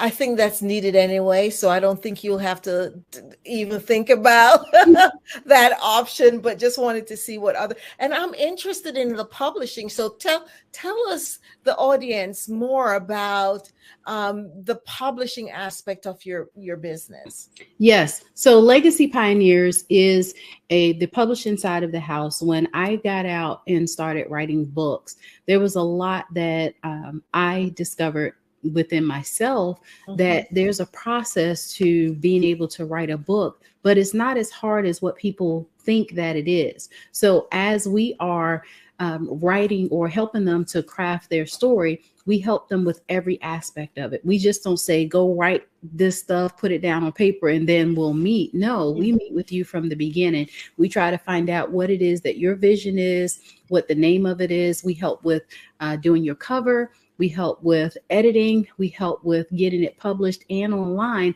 So throughout the whole process, we help them to be able to bring their story to life. So we just don't put you out there, say, fill in the blanks and then let's go. No, we even help with some ghostwriting if necessary. So from start to finish, we're involved in the process. And we meet with all of the clients probably anywhere from 4 to 6 times, depending upon where they are in the process. Okay. So why do you believe it is important for individuals who are struggling possibly, or, having issues, especially in your field, wealth management? Why do you believe they need to have a coach? So I tell everybody that you are the best version of yourself today by yourself without any help. So now if you collaborate and you get a coach, because coaching is collaboration, whether we want to take it on or not, it is. That is somebody that can walk alongside with you and now bring your vision to life. I believe that it is hugely important, because when you link up with somebody that knows a little bit more than you, let's say, for example, your process takes you 5 years to become successful. Well, working with a coach could potentially cut down and make you more successful, let's say in 3 years or a year for that matter. It really does take the learning curve out of it and allows you to be able to cut out some of the fluffs, cut out some of the learning curve that comes along with creating wealth, or we'll say entrepreneurship as well. Yes. So tell us, what do you have in the works? I have a lot going on. I am getting ready to have my own show on the Bold Brave TV network here really soon, in the next, I would say 30 to 60 days. Where's that? it's going to be on the Bold and Brave TV network. I will have my own show that I'll be doing. That's next. Also, I am starting a new coaching cycle for Next Level CEO that will start September the 11th, where I will work with entrepreneurs from around the country that already either are starting their platform or they're putting together their platform, and for us to be able to challenge them to now get out there in front of individuals. So those are two of my main projects that I do have going on right now. Oh, wow. Lots in the works. So tell us how we could get in contact with you. And so just go ahead and share your contact information with us. It has been such a wonderful pleasure to talk and get to learn more about your business. Thank you so much as well for being here on today. You can reach me at drtabitharussell.com, as well as on Facebook and Instagram. You can reach me at I am Dr. Tabitha, and on LinkedIn, you can reach me at Dr. Tabitha Russell. Okay, awesome. Thank you so much. Have a good rest of your evening. Genius is common. Thank and I'll you. see you on the other side. Thank you so much.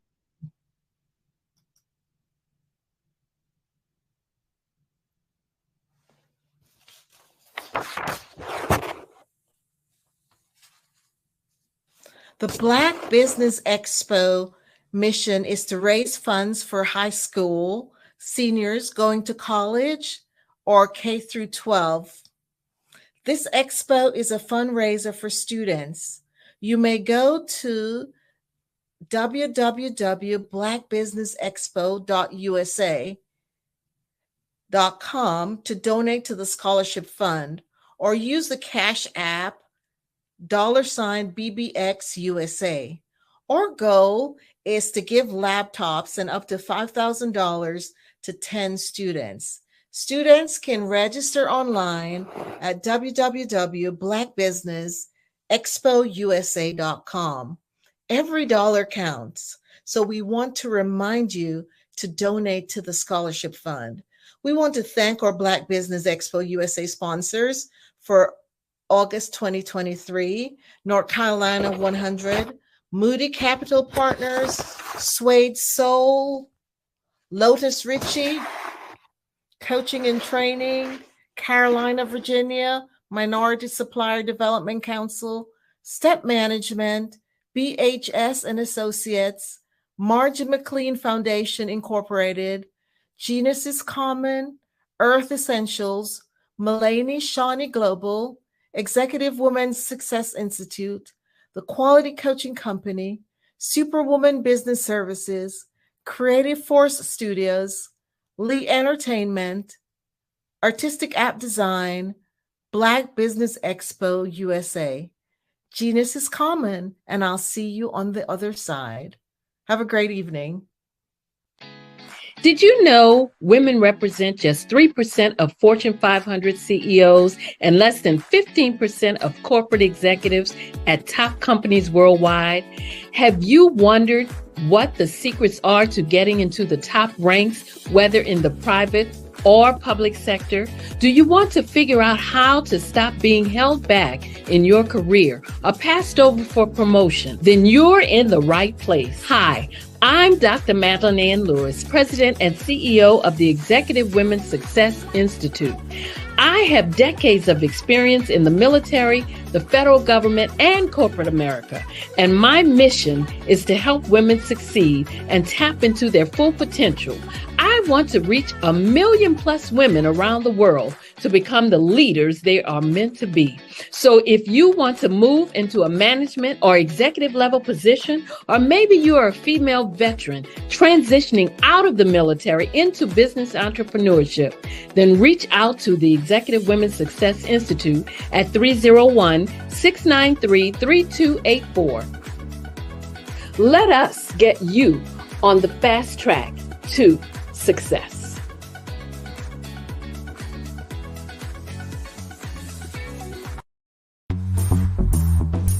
Attention all entrepreneurs and companies. Are you looking for reliable and efficient virtual assistants and back office support to help you manage your business tasks? Look no further than Superwoman Business Services. Our team of virtual assistants provides a full range of administrative support services, including operations management, social media marketing, and much more.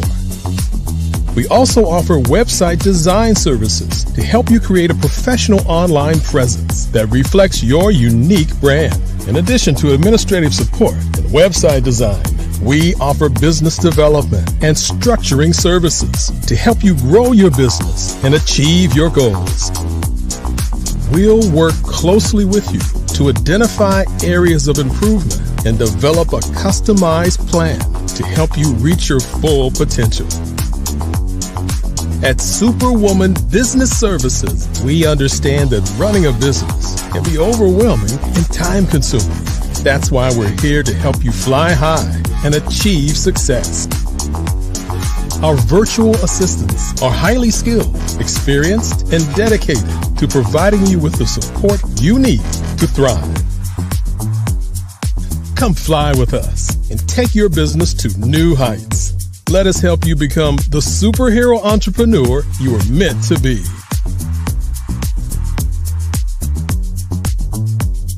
Contact Superwoman Business Services today to learn more about our back office support services. Come fly with us and take your business to new heights.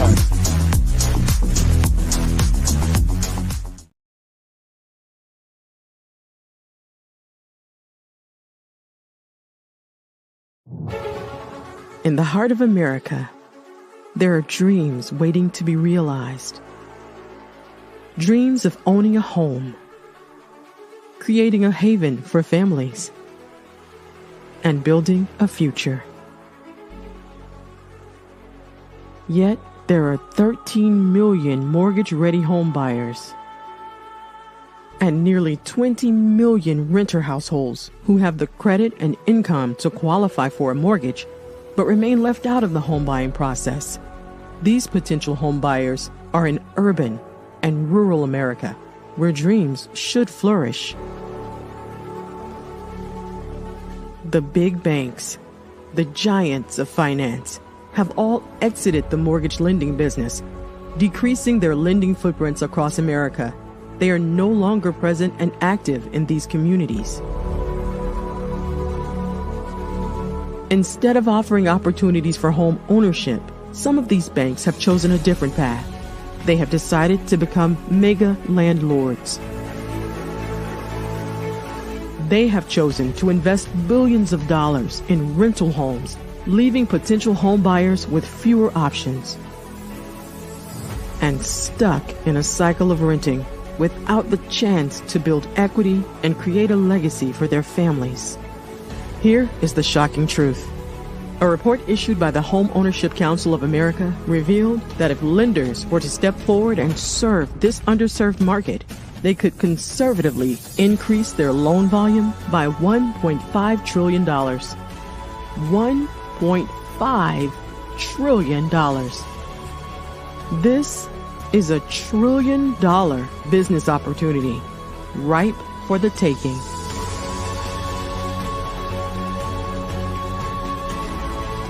That's why I Have a Dream Home is here. We support the American dream of home ownership in urban and rural America. We believe in the power of social consciousness and the impact it can have on people's lives. Investing in urban and rural America is not just good business sense. It's a moral imperative. Our mission is clear.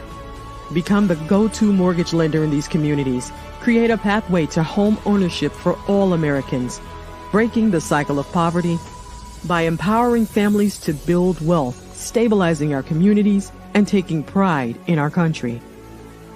I Have a Dream Home.